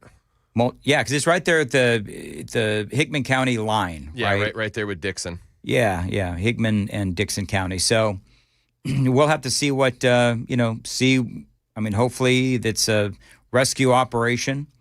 But if 19 people are missing, I mean, obviously that's, there's a lot of, is there rubble to go through? I was going to say there's a lot of rubble to go through, but I don't know if there's any rubble. From the shots they were showing overhead, it looks like whatever was there didn't stand any chance. There's not to a fold wall itself up. standing, right, Yeah, Sam? I didn't nothing. see anything left standing. There were a couple of cars, but They were all burned up and destroyed too. it looked like a war zone, like they were completely gutted. Actually, yeah, Warzone would probably be the perfect descriptor because it looks like the footage they show because, they rushed the cameras in after Israel, has a missile strike against Gaza. It looks almost exactly like that, which is kind of crazy considering what it would take to cause that from a upward explosion that's already on the ground. Right. I'm not seeing anybody else texting me with updates here, but we can continue to watch it. I did want to get to some other stuff, like this Trevor Noah piece, which we're going to have to hold till after the news because we're almost on the news. We But keep doing that. we do. but I promise that we're going to do it right after we hear from the news from Sam. We'll do that now. Sam, let's go to you here, 10:29. We'll go to the news and we'll be right back here on WTN.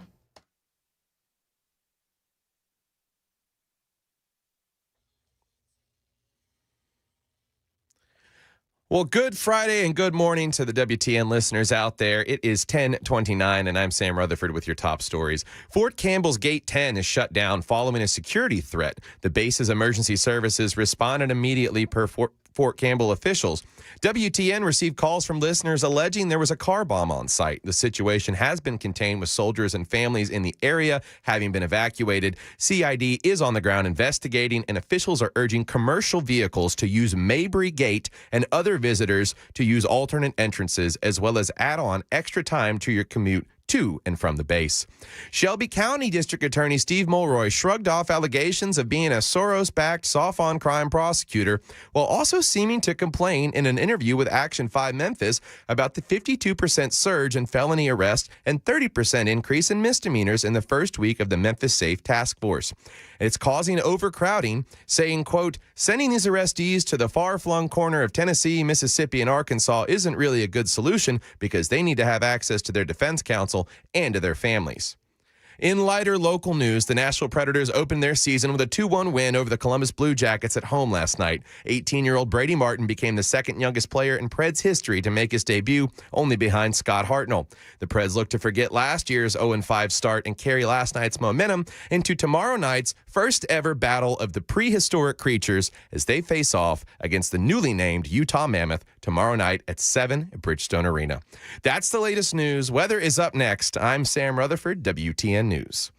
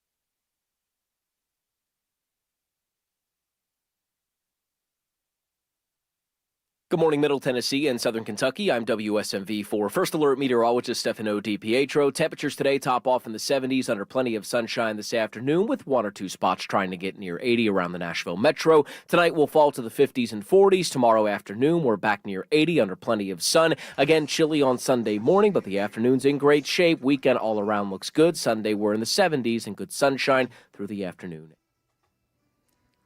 Well, we didn't care about the weather anyway.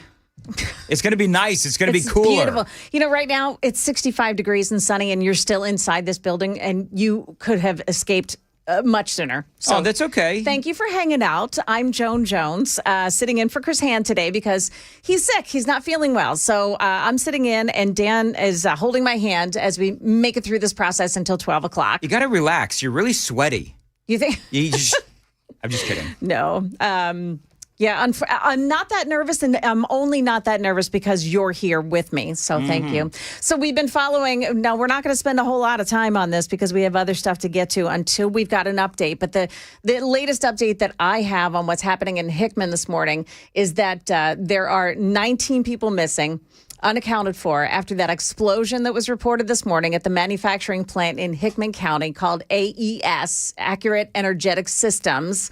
It's a munitions facility. It creates bombs. Well, explosives. It also does ammo.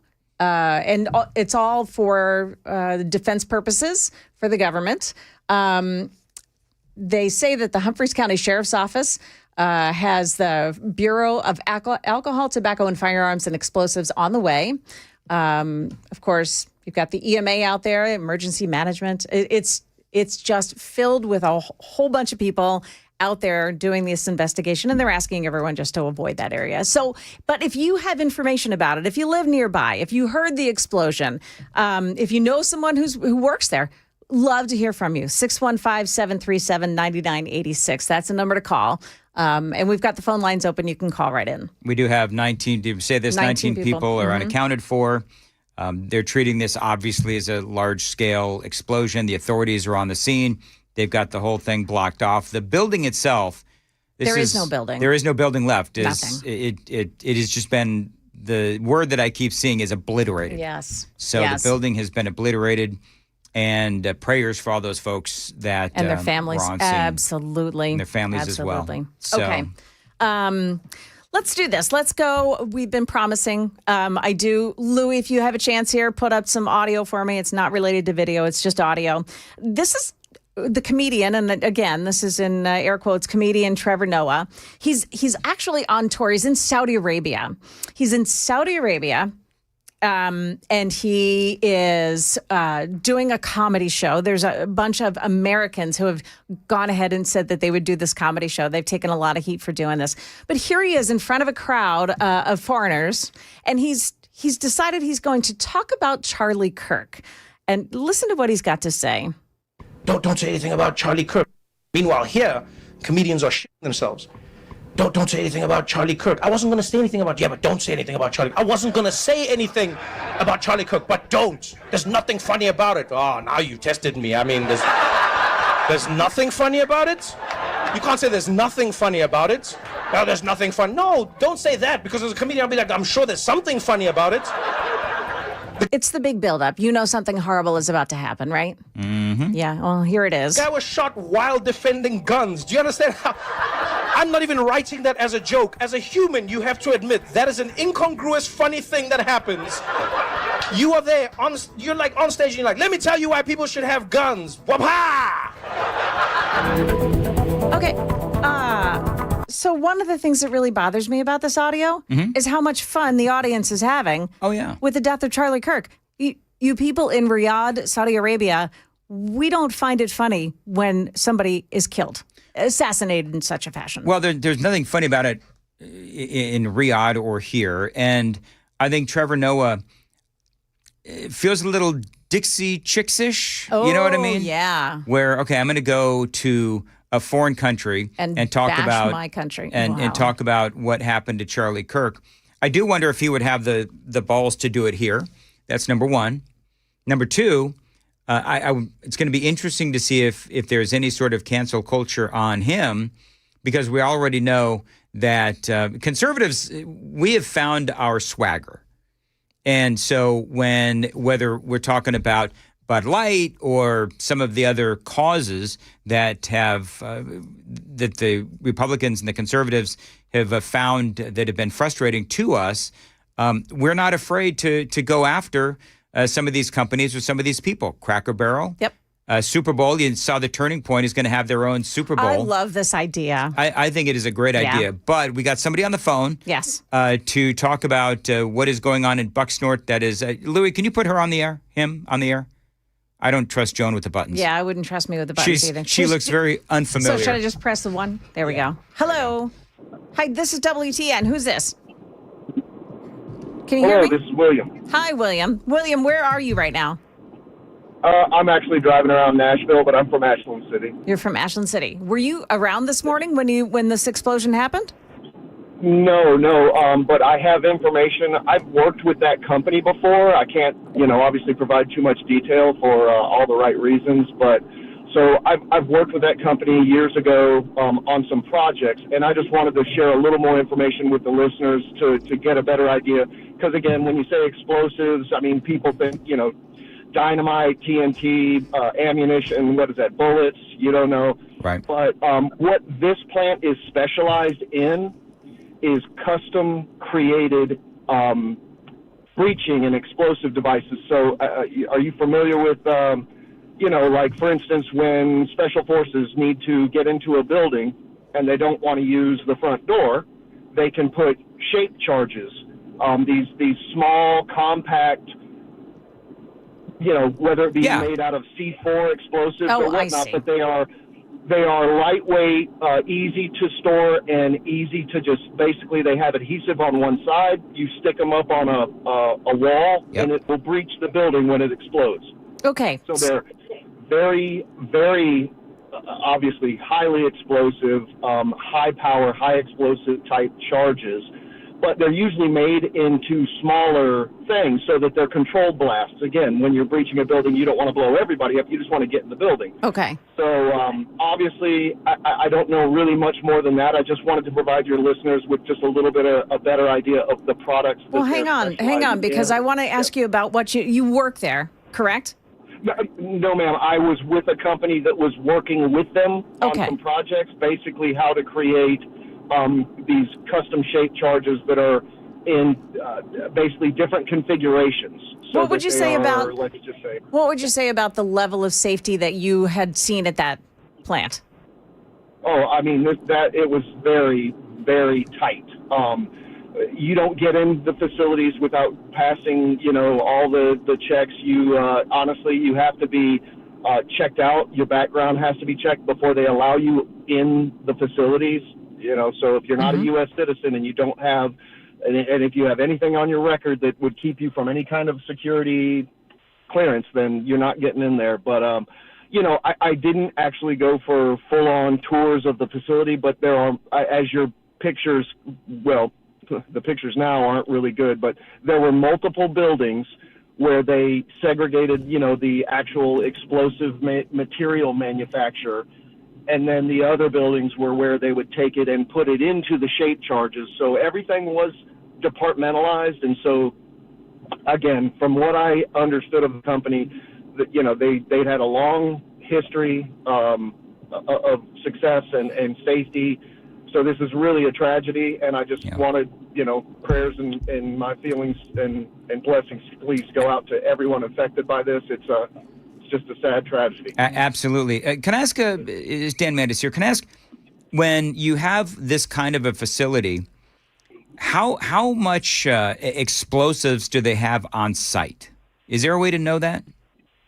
I do not know that, but I mean, again, with probably some better research, we could find that out. But I will say this, what I think the real challenge is they can make a very small amount of explosive product that can make a very large explosion. Mm-hmm.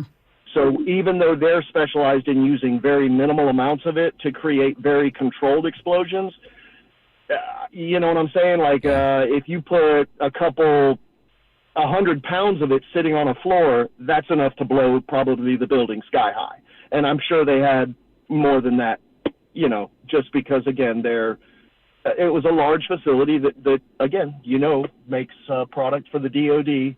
Yeah. And that means they got to make a lot of it. Yeah. All right. Well, thanks William, for calling in. yeah. I don't have any other questions, do you? No, I don't. William, appreciate you calling in. Well, God bless y'all. Thank you for getting the news out. And again, I just my prayers are for all the families affected by this, and the small town of McEwen is reeling from this. So, Yes, God it bless is. everyone. Thank you. William, thank you. God bless you as well. Ed, I'm seeing here that Humphreys County EMA Director Odell Pointer confirming at least 19 employees were inside the building at the time of the explosion, which was 7:50 this morning. So they had presumably just arrived for work. And they remain unaccounted for. They're saying one person is possibly deceased, but no additional information about why that person compared to the others who are unaccounted for. Right. Yeah, I think they say it was building 6. Okay. And that's what I'm seeing, which means absolutely nothing to us. No, but I didn't see any other buildings on that campus. It looked. I don't know. That's what I saw from some of the tweets. And he's right about the community around this area. I don't know if you work out in McEwen, out in this area, Bucksnort. There are a lot of homes around there, but they're not neighborhoods. There's like what do you call them, mobile homes or trailers or whatever. So, but I'm assuming it's a pretty small community. So this is going to, as I think his name was William, this is going to rock that community incredibly hard. And so we'll continue to cover this. I think that. The building is just flattened. I mean, we're looking at this. The aerial photos. The aerial photos is there's just not a wall standing. No, there's not a wall standing. No, it's catastrophic at best. Yeah, and Sam said earlier that it looked like Gaza. That is exactly what it looks like. There's not a wall standing.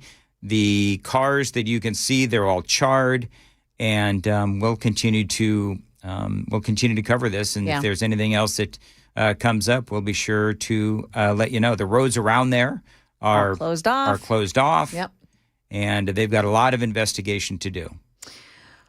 So there was something happened this morning, kind of a surprise. To get off that. And by the way, if you have any further information, of course, we'd love for you to call 615-737-9986. An unusual happening this morning. First Lady Melania Trump, and Louis, I'm going to need some video here. So First Lady Melania Trump this morning revealed that she has been speaking with Vladimir Putin.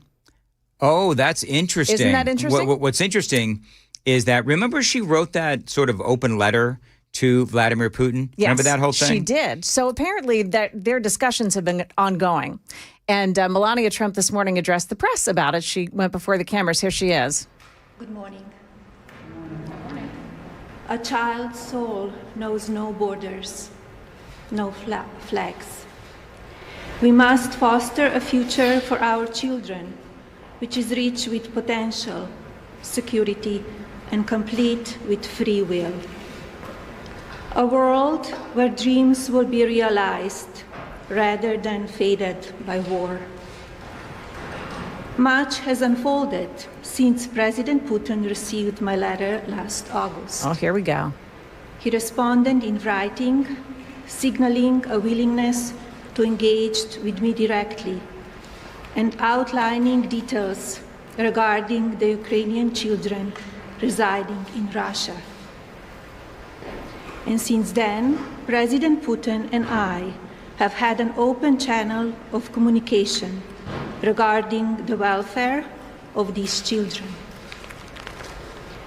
For the past 3 months, both sides have participated in several back-channel meetings and calls, all in good faith. We have agreed to cooperate with each other for the benefit of all people involved in this war. We don't have a whole lot of time to go through everything. I mean, it's a 5 or 6 minute video here, but hit pause. But here's what I find interesting. Yeah, is that she was the one that told Donald Trump, "Don't trust Vladimir Putin." Yes. Remember that whole thing? Yes. So she told her husband. Don't trust Vladimir Putin because you talk about, Donald, how you have these great conversations with Putin, and then the very next day, he bombs the living crap out of Gaza. Yeah. As a matter of fact, I think, didn't they just have last night, I think if Ken's in the newsroom, I think they just had last night a big Russian attack on Gaza last night. Yes. So it's it is interesting. But what he's doing, what Vladimir Putin agreed to do, and what the two of them are working on, she wanted to make sure that the children who had been displaced, i.e., stolen from Ukraine, are reunited with their parents. Because that's one of the operations that Russia's been doing, is taking children, which is horrifying. Absolutely horrifying. I can't even imagine. So she's working to reunite the children displaced by war in Ukraine. And Vladimir Putin has agreed to help her. Has he really? He has. Love it. I do love it. And she's amazing for doing it. I hope that he's sincere. I hope he's sincere too. And I would hate for her to be duped by this, but I think she's got enough smart people working around her to help her get through these back channels and make these deals. I think if there's one thing that Melania Trump knows, it's men. And I mean that in a positive way. But she's got Donald Trump for a husband, for heaven's sakes. Right. I mean, I think women, they have an intuition. Yeah. And let's be honest, women know how to play men, and women have a way of getting men to do what they want. And I'm I going think to try not to take that in a bad way. No, it's a positive thing. Okay. I mean, if Melania can probably, try to get him, sweet talk him. Yeah. Although Putin is a shark. Vladimir Putin is an absolute shark. In a suit, yes, absolutely. So, but if she can pull this off, yeah, that will be the defining act of her as a first lady. Yeah, sure would. Yep. All right, we're going to follow this and see where it takes us. For now, we need to get some headlines from Ken. And when we do... No, actually, Ken's not yet. Ken's at 11 o'clock. It's 10:51. Top and bottom of the hour. Yeah. Don't we break here? We do break here. Okay. Yeah. Oh, are you talking about hey, Ken, what's coming up? Hey, Ken, what's coming up? Get you the very latest from Hickman County right now. Basically, it's the same. We do not have any confirmed fatalities at this moment, but there is maybe one. But there are more than a dozen people missing after the explosion there in Hickman County. We also had the scare at Gate 10 at... the Fort Campbell in Clarksville this morning. And we'll check in on how the ceasefire is holding there in Gaza coming up at 11 on Super Talk 99.7 WTN.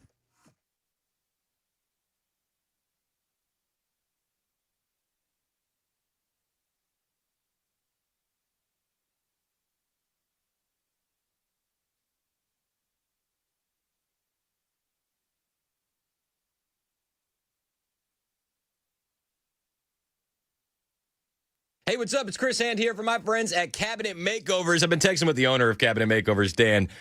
He is so excited to meet you guys at the Williamson County Home Show Friday through Sunday. He's going to be decked out in a fully patriotic booth, and he's going to have so many examples of the pull-out cabinets that they can install in your home that they've installed in my home, and the displays look great. If you're looking for Dan at the Williamson County Home Show, he's going to be there Friday through Sunday. He said he's not leaving his booth once. He wants to meet everybody. He's not even going to take a bathroom break. This guy's dedicated. And he's got to have a patriotic booth with all of these custom pullouts like they've installed in my home. You want to see them firsthand. This company is awesome, family owned, been doing it for 45 years.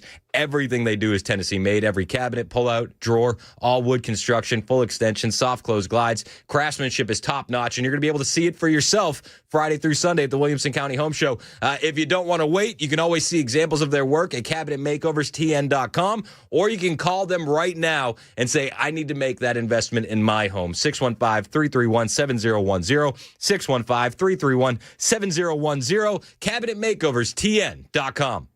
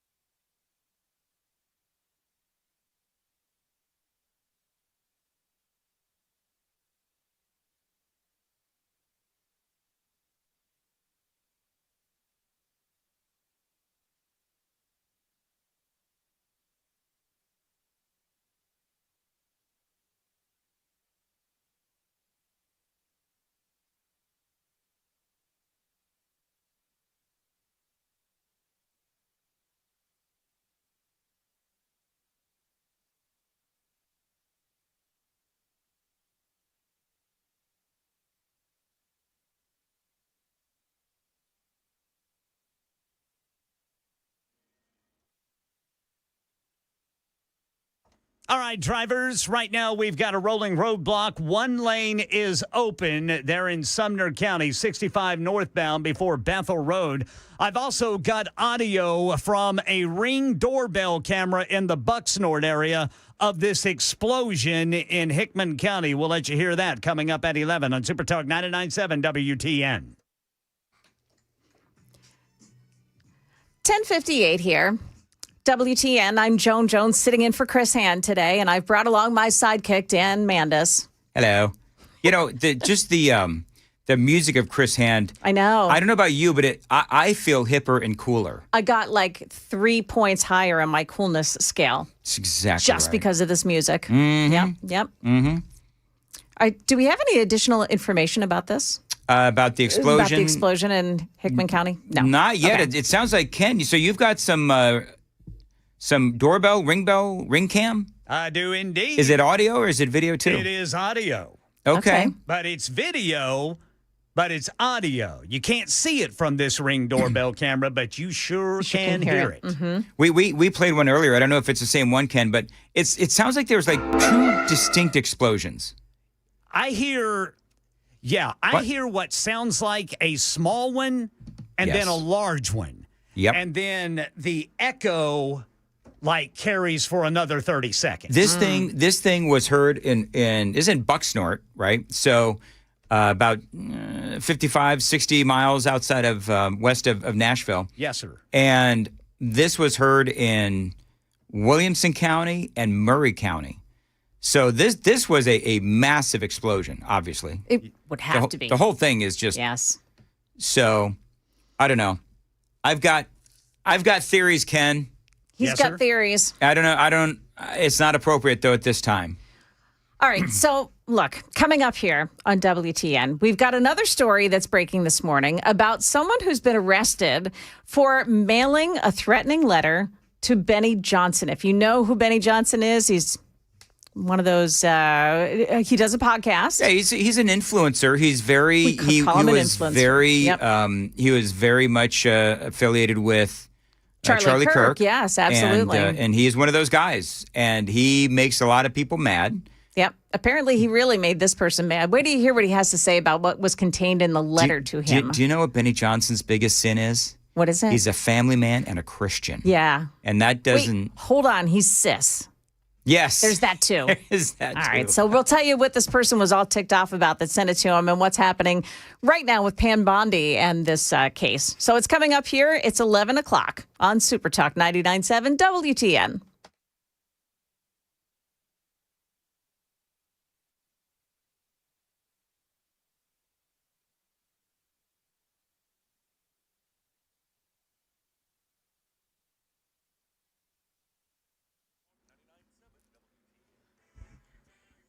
It's 11 o'clock on the dot. I'm Ken Weaver with your top stories. Got the full forecast coming up in 5 minutes. Right now, 19 people are missing in that munitions plant explosion in Hickman County, about an hour's drive west of Nashville along I-40. People being warned to stay away from the Bucksnort area after this explosion this morning at Accurate Energetic Systems. This facility makes military-grade explosives. This blast was felt as far as 20 miles away, and this is what it sounded like. This is audio captured on someone's Ring doorbell camera. Wait just a moment. I've got the wrong button pushed here. So you'll notice it sounds like a small explosion and then the larger one. And listen. It just keeps going for about 30 seconds afterward, just the echo from that explosion. So emergency crews rushed to the scene, but they were forced to hold back due to the ongoing secondary explosions. So ATF has been called in. Local authorities, again, urging everyone to stay away from the area. We have no confirmed injuries or fatalities, but we are being told 19 people are missing. And we'll continue to bring you updates as more information becomes available. Elsewhere in Middle Tennessee, emergency services responded to a security threat at Gate 10 at Fort Campbell this morning. Soldiers and family members in the area safely evacuated. The scene has been secured, As of 9:30 this morning, Gate 10 remains closed while law enforcement continues to search and clear the area. Drivers heading to the installation should expect delays.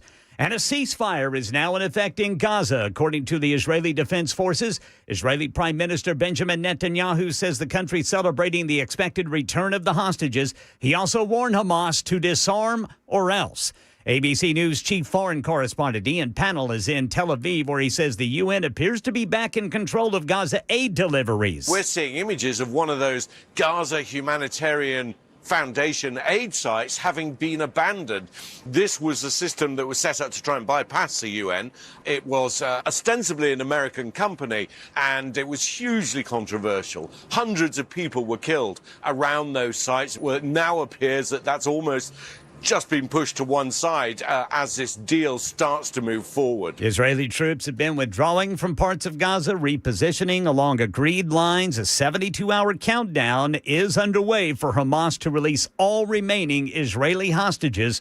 48 still in Gaza, 20 believed to be alive. That's the latest news. Weather's next. I'm Ken Weaver, WTN News.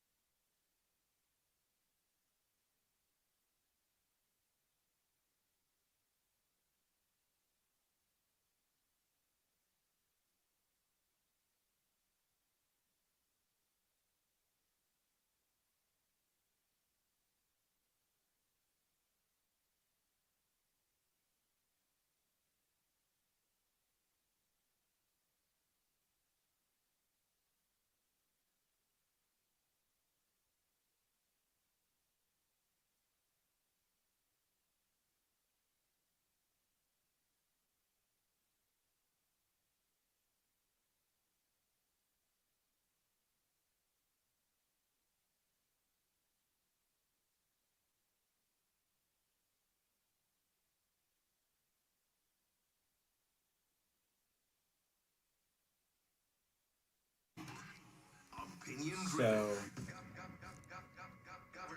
I'm gonna read. The Chris Hand Show. Government is the problem. Super Talk 99.7 WTN. Hey there, it is 11:07 on this Friday morning. I'm Joan Jones. I'm sitting in for Chris Hand because he's not feeling well today. And I brought along my trusty sidekick, Dan Mandis. I'm your emotional support host. Oh, yeah. That's what I am. I should give you a special vest. And if so, I want to let you know that if you have something to call in about, and we've got a couple of things that we've been talking about this morning. 615-737-9986 is the number. We're keeping our eye on what's happening at AES, where there was a huge explosion this morning. 19 people missing, one presumed dead. There's also a bomb scare at Fort Campbell this morning that Ken has been telling us about. So we're keeping an eye on the details that are emerging from there. And of course, we're going to bring you the latest as soon as we hear of it. Ken, I hope you just break in and go for it. And I've got our explosion here is now leading on the Daily Mail. Oh, interesting. So breaking news from the Daily Mail, up to 19. This is their vernacular, okay? Yes. Up to 19 people feared dead after enormous explosion at a Tennessee bomb factory. They say nearly 24 people are feared dead after that massive explosion. The blast went off at the Accurate Energetic Systems plant Friday around 7:50 a.m. local time, according to the Hickman County Sheriff's Office. They say at least 19 employees currently remain unaccounted for, according to Odell Poyner, the Emergency Management Director in nearby Humphreys County. Hey, Odell, call us back, would you? Oh, The is that who initial you put the blast feels was out so to? the initial blast was so enormous that locals reported hearing and feeling it miles away. They do say, so they're not as up to date, but they do say the extent of the damage remains unclear at this time. But authorities say their main concern right now is the potential for secondary explosions. Now, Ken, you listened to that news, those explosions. Yes. And you heard exactly what Joan and I heard, which was a small sort of explosion. Yes. That may, I'm a layman here, but this isn't a court of law, but I'm just going to say it seemed like that first explosion may have set off a bunch of other, as they say here, that secondary explosion perhaps, and that is still what they're worried about. That could be it. I mean, there is definitely something before you hear the major blast. And then you want to play it again real quick, just Ken? echoes. Yeah. You want to play it again? Yeah. Stand by here just a moment. This is why Ken is so glad he's not on the morning show anymore with me. I don't blame him. Hey, Ken, you know that thing you played 15 minutes ago? Play it again right now, would you? All right. And be quick about it. Hey, Louie, turn me up a little bit, man. Yeah, we need turn a him little up. extra volume. Do it again. Okay, let's see here. Here we go. See? Yeah, there was something before. There's like a pre-blast and then a major blast. Yes. And so the question is, what was that first blast? That could be the blast that then set everything off. Yeah. Right, that first blast. Mm-hmm. Right. So what was the first blast is what obviously everybody wants to know. So here's my question. That happened at 7:50 this morning? Yep. 7 o'clock this morning was when Fort Campbell was locked down. I'm just saying that there was a bomb scare involving a vehicle that closed a gate, quickly brought under control, is what we're hearing. No injuries. Two morning bomb incident. Well, so Ken, what do we know about the Fort Campbell thing? The Fort Campbell thing is everything is back to normal except for Gate 10. Gate 10 remains closed while authorities continue to investigate there at the base. Have they arrested anybody? Are you getting that kind of a picture? I have not seen anything like that. Okay. Nothing like that for the moment. So, and what have they said? What is the official? Because we got a bunch of text messages saying that there is a guy with a bomb at Fort Campbell. Well, this is from the U.S. Army. Okay. And it's probably the same thing that Joan was looking at and Sam was looking at because I've refreshed it and it is still the same statement. Same thing.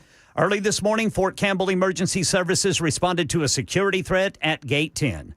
Fort Campbell Emergency Services responded immediately, safely evacuated affected soldiers and family members and cordoned the area. Situation under control, but Gate 10 remains closed at this time to allow law enforcement and emergency services to finish searching and clearing the area. Avoid Gate 10 for the time being. Okay. Now, Louis tells me that Will is on the line. So is this, put him on, Louis, if you would. Is this, Will, are you out at the site in Bucksnort? Hello, Will. You there, Will? Maybe he was waiting too long? I don't know. Yeah. Louis, where'd he go? Do we know? He's picking up the phone. So, let's just connect the dots. Let's just say it. So we got a scare at Fort Campbell. Yeah. Right at the same time, 15 minutes later, we have this massive explosion at a military munitions manufacturing plant in Bucksnort. And this military munitions manufacturing plant supplies the DOD with munitions and so forth. And so the we're not obvious putting- question is, we're not connecting any dots here. We're just saying that these are the facts. Yeah, listen, we're talking about it. Yep. And what we're thinking is what people are thinking as they listen to this. Weird, we have these two things that happened within an hour of each other. Yeah. Number one, that's bizarre. And number two, wonder what that initial explosion was in Bucksnort. Now, I hear phone noise. Yeah, it sounds like Will might be there. All right, how about now, folks? Hey, Will, we got you. So, Will, are you there on site in Bucksnort? I am. I'm right outside of Gate 1, and I apologize. I'm having to use my Starlink to talk to you, and it's also feeding all these national TV stations because we don't.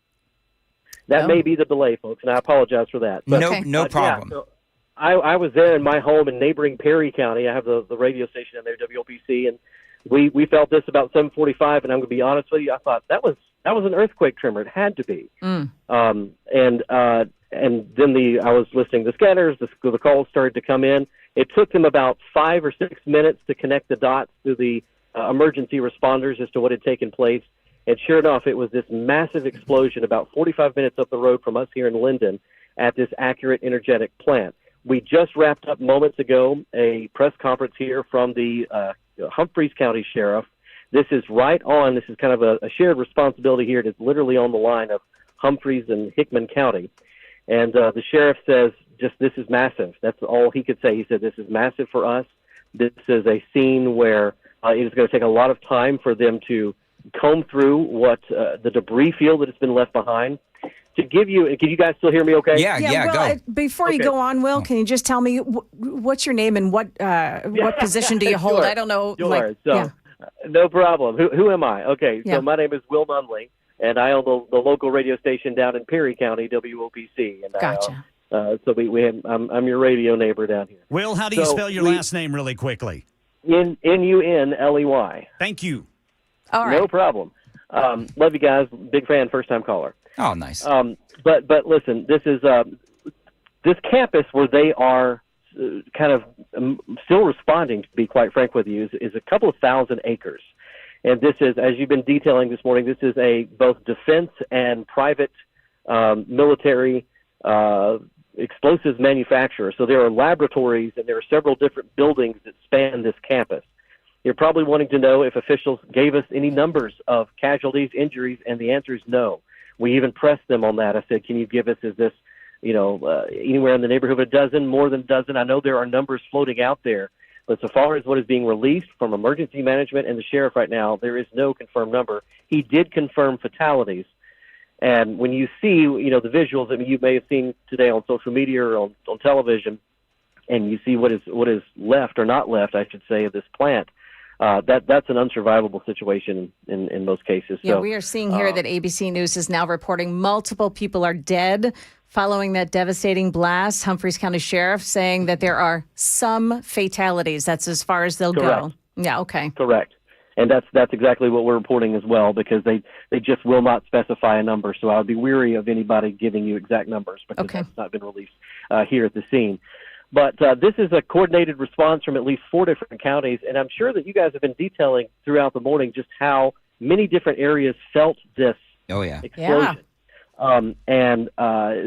We just got notice a minute ago from Electric Cooperative that they are having to repair lines and poles in the area here in Humphreys County because the blast was enough to shake wires and bring them down. So there was, we heard from a witness here at the scene that I spoke with. He said, I knew to come running to the scene because I was in a deer stand early, surveying the land. We'll just say he was surveying the land, okay? He felt the shockwave, he said. Those are his words. I felt the shockwave from this, and I knew I had to get in my car. I knew what had happened, and I knew where it happened, and he got in his car and came here. So we had about 4 different helicopters staged here at the area. I saw a life flight helicopter in that area. Is that correct? Yeah. Yes, we had 2 life flight helicopters, air evac that had staged, just lined up here, because you can imagine the initial call went out as kind of an all hands on deck, so they would have mobilized as many resources as were available. Those have since been pulled back, and I'm going to be honest with you, I have not seen out of the fleet of about 8 to 10 ambulances that I've had an eye on, none of them have taken patients from this scene. Well, That's not to say that there haven't been, but there has not. I have not seen any of those transports. Well, let me ask you, how close are you to what is the blast zone? How close are you to ground zero? I'm at Gate 1, so I'm actually on the campus of this facility. But this is such a large, in just terms of acreage, they've designed this. You can understand for a reason. If you're manufacturing explosives, you try to get yourself away from communities, from homes, and that's the way this is laid out. This is a massive campus. We cannot see anything from the road. And it's hard to detail even the debris that I've seen nearby, if that is related to this or if it's just simply road debris. So, but we are a good ways back. I would say at least a half a mile back down a road away from what would have been the explosion site. We understand Building 6 out of several different laboratories here. So, I cannot lay eyes on it. The only way that we've gotten pictures from the scene itself would have been from helicopter and drones this morning. Well, do we know? And this is maybe a pedantic question because I don't know munitions, but do we know what kind of munitions they manufacture there? A guy called up earlier, and he said that it's the kind of munitions where you put it on a door to kind of break into a home or a place of like business, or what?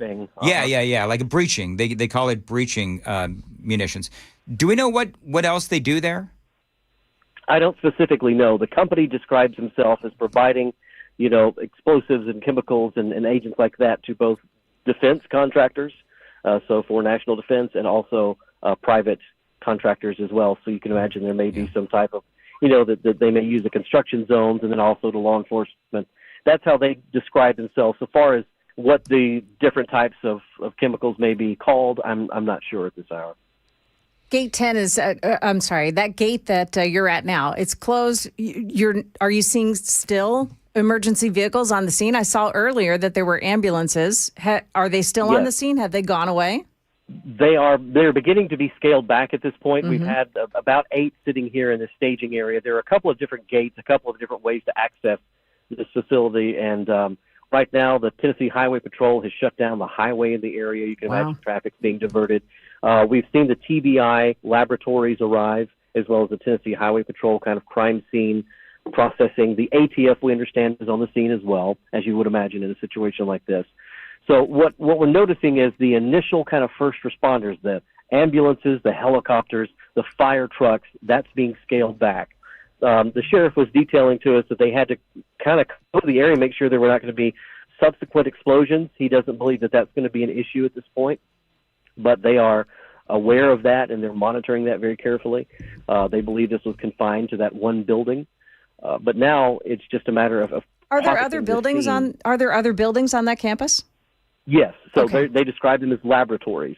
And so there are multiple other, storage buildings and laboratories that are spaced out, which, again, considering what they do, that's by design and probably a smart design. Yeah. To not have everything confined to just one building. So that's how we understand this is laid out here. Well, 2 questions. One is going to be easy. The other maybe not so easy. Number one, are we still seeing like smoke, smoldering, that kind of a thing? That's number one. Number 2, can you give me a sense of the security when something like this hasn't happened? Are the gates open? Is there a guard? Can people just drive right on up? I mean, do you have to maybe show ID? How do people get onto that campus on a typical day? Well, I'll tell you what I can observe, and that is when we first arrived on the scene, probably about 25 minutes after the explosion, 25 to 30 minutes, there was no smoke visible to us. This does not appear from the images we've seen that there was a massive fire afterwards. This seems like a very clean, powerful, one-time blast. And then so far as access, what we can see is I'm in front of Gate 1 right now, and there is actually a guard shack. There is a barbed wire fence and kind of a gate, a retractable gate, and with signage on the gate that says you must stop to be kind of processed through. So it does not appear that this was an open campus. It does appear that there was some access control points at this, but that's what we can tell from our vantage point. Okay. I don't know. Ken, you got any questions for Will Nunnally? Will, again, where were you? Like, how far away were you whenever you heard and felt this blast? I was at my farm in Linden, Tennessee, which is, again, an entire county away from the scene. And I knew that this was not, a rock quarry, this rattled the windows in my home. And it is about a 30-minute drive to get here to the scene from my home. And I heard it just as if it would have happened 2 blocks away. I mean, just a massive boom that rattled the house, I would say, for several seconds. And my first instinct was, we just had a small earthquake here. Yeah. And then I was monitoring our local scanners, and the calls started to come in, the initial confusion from all of this. But this was unlike anything I had ever felt in my home. This was just as close to me as it could have been, even though it was an entire county away. The impacts were as if I was just here. You're hearing behind me some sirens and some more. Yeah, we got some more. Are they headed to the arriving? Yeah, they're kind of. I think what they're trying to do is still secure certain areas of the scene. It's not our understanding that there's any further emergency here. That the scene is controlled. The sheriff characterized it as the scene is secure and controlled. So what we're hearing now are maybe some movements of, let's say, debris has been located. I would imagine that what they're trying to do is get these crews out to areas where debris may have been located. And trying to secure those scenes, because that's a reality of the situation here. And Will, when you say the sheriff tells you, did the sheriff hold a gaggle with reporters, or were you just talking to him? No, he just held a press conference. We're all, like I said, I have the Starlink out here, and so all of us in the TV stations are trying to get that posted as of now. Gotcha. And so it will be. I don't know if they were able to carry it live or not, but it'll certainly be out there shortly. Did he say? Did he give you any indication of when they might pull the media in again for another update? Yes, we expect to have another update by noon. By noon. Good. Right, in about 35 minutes. We're going to kind of effort some better communications here and see if we can't bring that to everybody here about noon. Thank you, Will. Will, appreciate you calling in. Let's hold on. Welcome, friend. Can we get Louis? Can we get Will's phone number so we can harass him later if he's available? Yeah, around 2:00 in the morning. Yeah. No, we won't call you that time, Will. Do. All right. Please do. It's only $4.99 a minute. Thank you guys for what you do. This is great. This is great coverage you're bringing your audience. This is the power of real-time radio, and thanks for getting that accurate information out in the service you're doing to your audience. All right, thank you, Will. Appreciate it. Will Nunley there. I do have a couple of interesting things Channel 4 is now reporting that the massive explosion there just before 19 people have been reported missing. Some have been hospitalized. So there are some folks in the hospital this morning, and EMA officials are asking anyone who's a family member of someone who is in that building or looking for their loved ones to report to Gate 3. So they do have a staging area where they're helping families along with this as well. This is what you would see in a full-scale operation for a catastrophic event. Which that's what this was. Yes, it was. Catastrophic event. I mean, absolutely. There's nothing standing of this building. Yeah. So, all right. Something to keep an eye on. Of course, that'll be what Ken does for us all afternoon here. Yeah, Super and Talk. Lots of prayers for families out there, guys. Prayers big time. Yeah. It should just be understood that we all need to be praying for these people. Absolutely. So I guess we'll try to figure out if they can get because that press conference that Will was talking about, I don't think anybody ran it. I mean, I don't see it anywhere online. Yeah, I haven't seen it either. I'm monitoring Channel 4 right now, and I have not seen it yet. Can I just say how much I like that Will Nunley? He is like my kind of nerd. He's got Starlink. Yes. He's listening to scanners, and he owns a radio station. And I mean, this is great. I very much appreciate him for. Yes. Yeah, really appreciate him helping us out. Louis, did we get his phone number?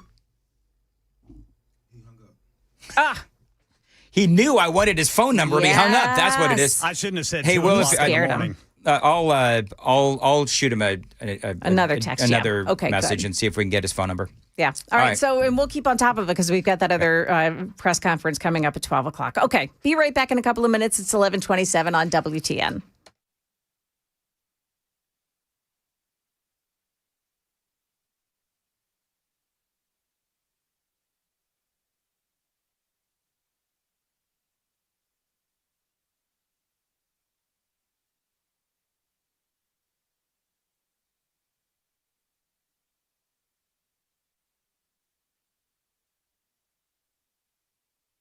Hey, what's up? It's Chris Hand here, and I got to tell you about my friends over at the Glock store. It's crazy that we're like almost halfway through October.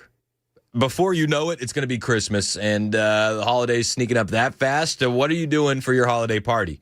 I mean, you might be throwing one for your company, your crew. Maybe you just need an excuse to get together. Why not make it something people actually remember? Host your party at the Glock store. They have the best event space that can handle groups from 10 to up to 100, plus your own private shooting room with professional firearm instructors on hand. It's going to be a lot of fun. And yes, you can go full auto Christmas party.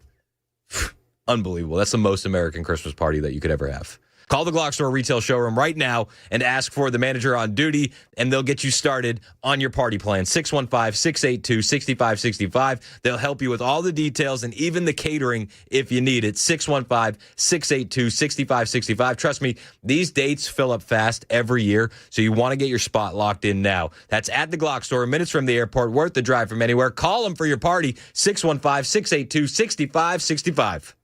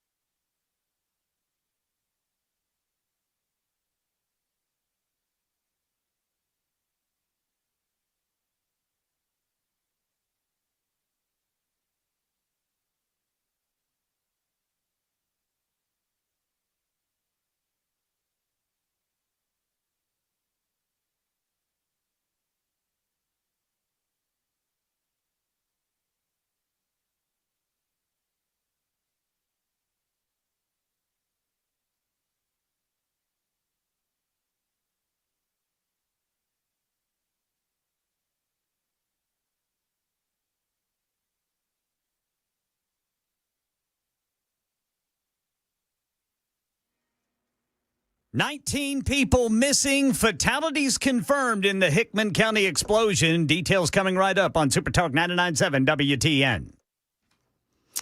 Yeah, further on that, the county sheriff, David Stewart, is with Hickman County Emergency Services, saying that the extent of the damage or injuries they can't confirm, but they can say that they do have some folks, this is their words, some folks that have been declared deceased.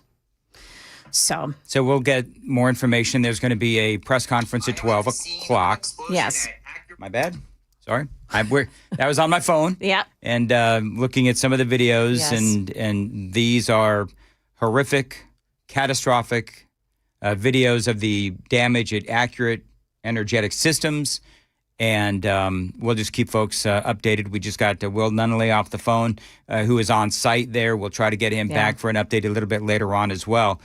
And we'll just, if you are in the area and you have something you want to report, the phone lines are open at 615-737-9986. I'm seeing bouncing between 12 and 19 missing. Yes, I've seen that too. Mhm. They probably don't know exactly, honestly, who showed up to work this morning. who showed up to work on time. All right. Ken Weaver is standing by. He's got the latest here on this situation. Let's check it out. We'll be right back here at 11:32.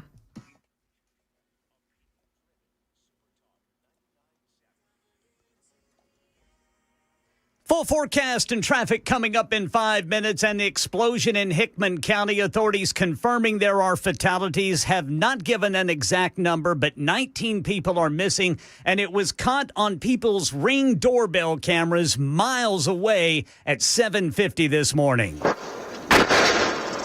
It happened at Accurate Energetic Systems munitions plant. Channel 4 says the blast felt as far away as Williamson and Murray counties. We spoke with Will Nunley, who owns a radio station in the region there. He tells WTN's Chris Hand Show. When you see, the visuals, I mean, you may have seen today on social media or on television, and you see what is left or not left, I should say, of this plant. That's an unsurvivable situation. So once again, 19 people missing, but authorities confirm fatalities. They just haven't given us a number. They are going to hold a news conference at noon. We're about 27 minutes out from that. We'll be looking forward to that to get you as much information, new information as possible. Meanwhile, authorities are telling everybody to stay away from the Accurate Energetic Systems facility there near Bucksnort. This is a 60-mile drive southwest of Nashville, right there along I-40. The U.S. Army says the security threat at Fort Campbell's Gate 10 has been resolved, but the gate remains closed as law enforcement and emergency services continue to search and clear the area. The situation's under control. No injuries reported. Traffic advisories remain in effect, so drivers expect delays and add extra time to your travel plans there. You can check the very latest gate hours if you have business there via the Fort Campbell website or the My Army Post app. You can also keep it right here on Supertalk 99.7 WTN. That's the latest news. Weather's next. I'm Ken Weaver, WTN News.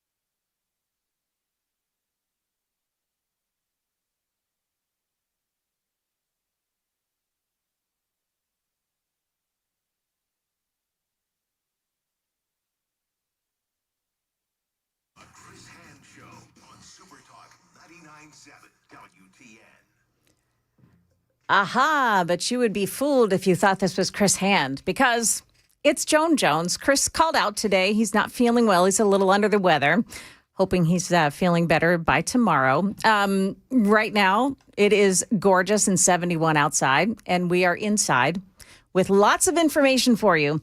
And we've been talking about all morning this explosion at the plant in Hickman County.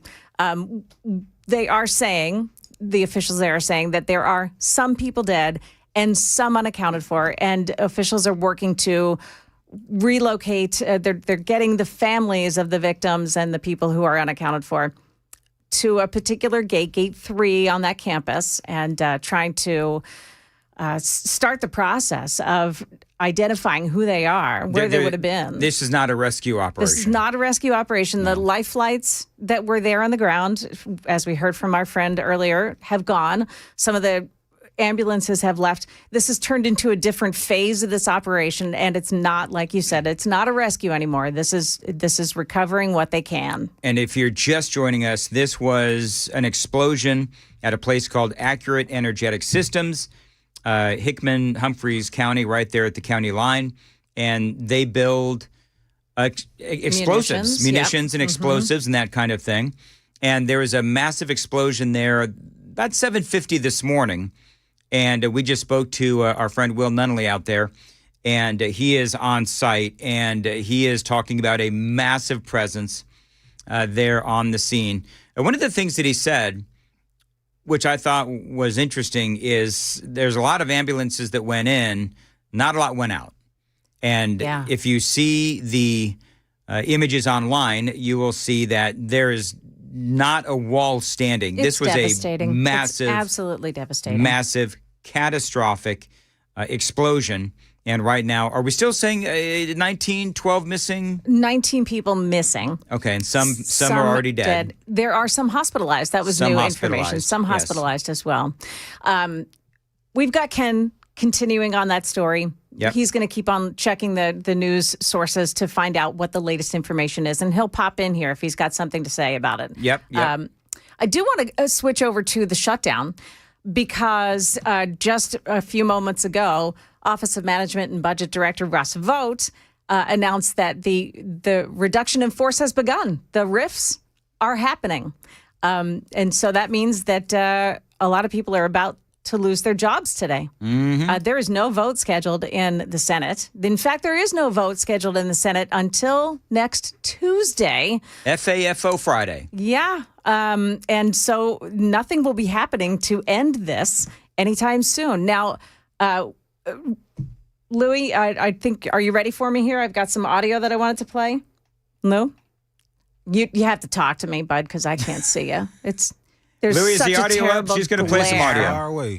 Okay, it's video, actually, that I wanted to play for you here. So this is... If there was a total lapse of funding at EPA, no carryover funding, the lapse... I hate when I do that. What'd you do? I let it play before I was ready to set it up. So, okay. So this is Lee Zeldin, who's the head of the EPA. And he's talking to Maria Bartiromo this morning. And he was talking about whether or not the RIFs will begin there. Check this plan out. has a furlough of up to 89% of the agency. EPA is a bit different than most other agencies in that we have so much carryover funding. So when we wake up on October 1st, we're not just instantly, completely shut down. As you just pointed out, there has been carryover funding that's allowed us to continue to fulfill our statutory obligations and to also pursue this deregulatory agenda, to get our work done and to fulfill the president's priorities and his demands of our agency. But now as this Democratic shutdown continues, Democrats continue to refuse to vote to reopen this government. These furloughs are going to kick in even at an agency like the EPA where you have the carryover funding. So the 89% of the workforce at the EPA out the door today. 89%? 89%. Now, this comes after what? The IRS had, how many, was it yesterday they announced half the workforce is gone there too? Well, the EPA, a couple of things to remember about the EPA is the Republicans have always been targeting the EPA. So this is an opportunity. That's number one. Number two, let's not forget that when one of the things that we found out from Doge and Lee Zeldin Yes. was that basically the Biden administration used the EPA as a slush fund. Yes, They piggy bank. put in a couple of $100 million. I can't remember the exact amount, but all that money went into the EPA so that they could send them out to those Democrat-run NGOs. Yes. And Lee Zeldin tried to, as they say in Washington, D.C. speak, claw that money back. And that is something that Doge did. And also, President Trump warned of this. Keep it shut down long enough. We need funds from somewhere to make what is still running. We need those funds to be working somewhere. FAFO Friday, mess around and find out. And here's the deal. The Democrats can keep trying to say this is Donald Trump's shutdown. It's not. Trump and Mike Johnson and all the Republicans have been saying, all you got to do is come back and sign off on this continuing resolution, and we can continue to negotiate. Yes. That's all the Republicans want to do, is keep the government open so they can negotiate. And the Democrats won't do it, and Chuck Schumer won't do it. It's day 10. It's day 10. And today, Donald Trump is getting he should right now be at Walter Reed Medical Military Center and getting his physical exam, his latest physical exam. It's 6 months after his last physical exam, and it's made a little freak out in the media because they think, oh my gosh, he's having a second one in a year. There must be something wrong. Right, there must be something wrong. How old is 79? 79. I said he was 70 earlier. Yes. And boy, was I corrected. Yeah. He's 79, and he is a very important guy. He doesn't get a lot of sleep. He could lose a little weight. Sure. And there's nothing wrong with Donald Trump going in to get another look at. Plus, we know that he has a venous condition, of which I'm not really familiar. But we also know that he's jumping on planes and traveling to places like on Sunday. He's going to be jumping on a plane and going to the Middle East to sign that ceasefire deal, to watch it be signed. He's going to be there, I think, when the hostages are released. Oh, see, I think that's historic. I think that's part of what he wants to do. Yeah. And I think that's great. So, I mean, you want the guy to be healthy. Well, he's got that third term that he's got to get through, John. Right. He'll be a little old by the time that third term ends. You know what? Oh, gosh. You know what he should do? Because Trump likes to troll. Oh, I mean, yes. he likes to troll. I think he should put out a True Social post, and he said, all clear for the third term. Ah, yes. Doctor says, doctor's note, he is all clear to have a third term. For third term. I think that'd be funny as all get out. I think he should have his doctor be the one to come out and say, I've given him a clean bill of health. He's good for another, we have 3 years left on this. We got 3 years plus another 7 4. years. There you go. He's good for another 7 years. That would be very funny. Or 70,000 miles, whichever comes first. Yeah. Well, I think the question is going to be, all right, because there's people out there that will say, well, Trump isn't allowed to do this. The judges or the courts will block him, all that kind of stuff. Yeah. I always feel like just whenever we're talking about Donald Trump doing one of these things, it is with the understanding that it will have to go through the courts. Oh, yes. You know what I mean? Yes. Like, it's almost like you don't have to remind us. Everything he does. We already know it's going to have to go through the courts. Yep. And, okay, so it'll go through the courts. If the man takes a breath of air, it's got to go through the courts. That's exactly right. So but I'm not real heartbroken that this shutdown is still going on. To be perfectly candid, I'd lost track of the days. And clearly, Chuck Schumer and the Democrats are going to pay the price for this. They don't think so. I mean, they honestly don't think that they're going to pay the price. They also thought Kamala was going to win the presidency. They did. They did. But, and they also thought that perpetually calling Donald Trump a fascist and Hitler was going to win them the presidency. Yeah. And how'd that work out for them? What odds do you put on Letitia James actually spending time in prison? On fraud. I mean, this is a single fraud charge, right? A single fraud charge. I don't necessarily believe that she's going to go to prison. Yeah. I think that for Donald Trump and for Republicans, I think just a conviction would be fine. And now, should she go to prison? If she did the crime, she's got to do the crime. And we talked about this during she's got to do the time. We talked about this on the morning show where people are losing their ever-loving minds because they're saying that this is Donald Trump going after, his political enemies, and Tish James certainly is. Oh, yeah. But it's all in the documents. She put on the documents that this home that she was buying in Norfolk was going to be a secondary residence, and it turned out that she was renting it out. And when she got a $19,000 advantage by arranging that mortgage as she did. Yeah. It was to her credit to $19,000. $19,000. That's exactly right. So the question is, did she initially intend to have it as a second residence, and then she just decided, I'm not going to use this home. What I'm going to do is I'm going to rent it out. And she didn't update whatever paperwork she was supposed to update. But here's the thing. She went after Donald Trump for mortgage fraud. So when you hear her saying things like, it's lawfare, they're using lawfare against me, they don't hear themselves speaking. We always talk about it in the morning show. Yeah. There's no self-awareness. None at all. It's like, do you hear yourself? It's amazing. It's amazing. Now, the person who is going to be litigating this is that Lindsay Halligan. She's the one who also brought the indictment against James Comey. Yep. And she's going to be litigating this case as well. The media, I have to tell you, looking at it this morning, everywhere I saw the media saying, oh, she's inexperienced. She was an insurance lawyer. She was President Trump's personal attorney. She has no idea the waters she's waded into. You know, I can't wait till she skewers them. Here's the thing. A couple of things. Number one, even if that's true. Yeah. She's surrounded by people that know the laws and obviously know the paperwork and everything, that the filings and all that. So she's surrounded by people that will help her. Mm-hmm. And we're talking earlier about how this is a document case. It's literally in the paperwork. So it doesn't take, a big highfalutin attorney to figure out, you say right here in box number 19, it's supposed to be your second residence. Then you turn around and you rented it out. You ultimately got $19,000 in tax benefits or advantages when you did that. That is a crime. It's a crime. Yeah. And it's traceable. It's not as if we're talking about a crime that is not traceable. It's fully traceable. And they know what she's done. Well, there's no gray area. There's no gray area. This information went to a grand jury, and the grand jury considered all the information and said, well, yeah, it looks like there was a crime here. Yep. I know that you had that saying, you could have a grand jury indict a ham sandwich, but they did consider the information here. Listen, it'll go to court.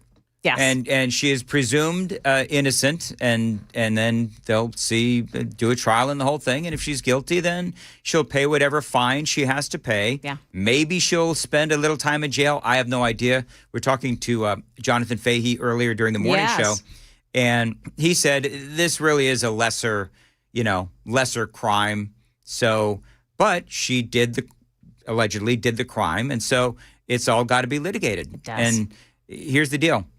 Donald Trump is doing what should have been done in the swamp for years. Yes. Which is, if people are doing wrong things and doing things that are illegal, they've got to be held accountable. Absolutely. Okay, so the big story of the day, that is a big story, but our big local story today is this explosion at this munitions facility in Hickman County.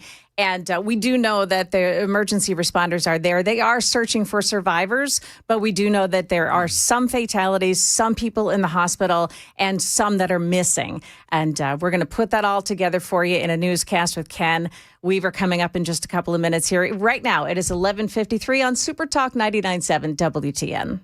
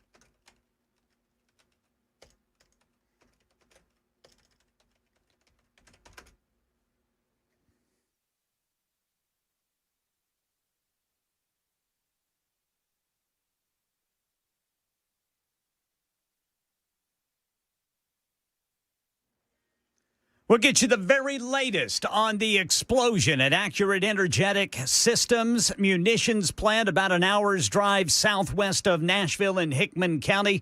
And other top stories at noon on Super Talk 99.7 WTN. 11:58 now. I'm Joan Jones sitting in for Chris Hand, and Chad Benson is in the house. We got like 3 hosts in this one studio. It's amazing. Crazy. And All you know right, what the great guys. thing is, though?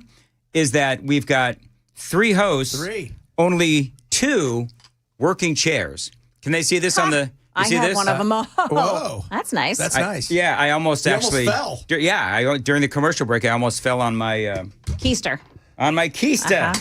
That's Guys, right. I have some great audio for you. You want to hear this? I'd love to hear it. Okay, so this is Scott Jennings, our friend Scott Jennings. Lonely Scott. On Abby Phillip last night on CNN talking about Letitia James. This is so amazing. Yeah, well, they went to a grand jury. They showed them evidence. A grand jury decided to bring charges, just like in the case of Comey. And in both cases, they'll get to go to court and have their day in court. And we'll see if the evidence ever makes it to a jury of their peers. Look, I mean, Letitia James is the absolute worst possible poster child for the argument of selective prosecution. Her entire political career has been on the idea of selectively prosecuting one person, Donald J. Trump. Whether you think the merits of the case are strong or weak, or how you think it's going to play out, going out tonight and crying and whining and fussing about selective prosecution when it comes to Letitia James, who ran an entire campaign saying she was going to go after Trump, the cases she brought, it was only because of Trump. I don't think the American people are going to have too much sympathy for it. But she'll get to go to court. She'll get to make her arguments, and we'll see what happens. There you go. That's it. Yeah. I don't look.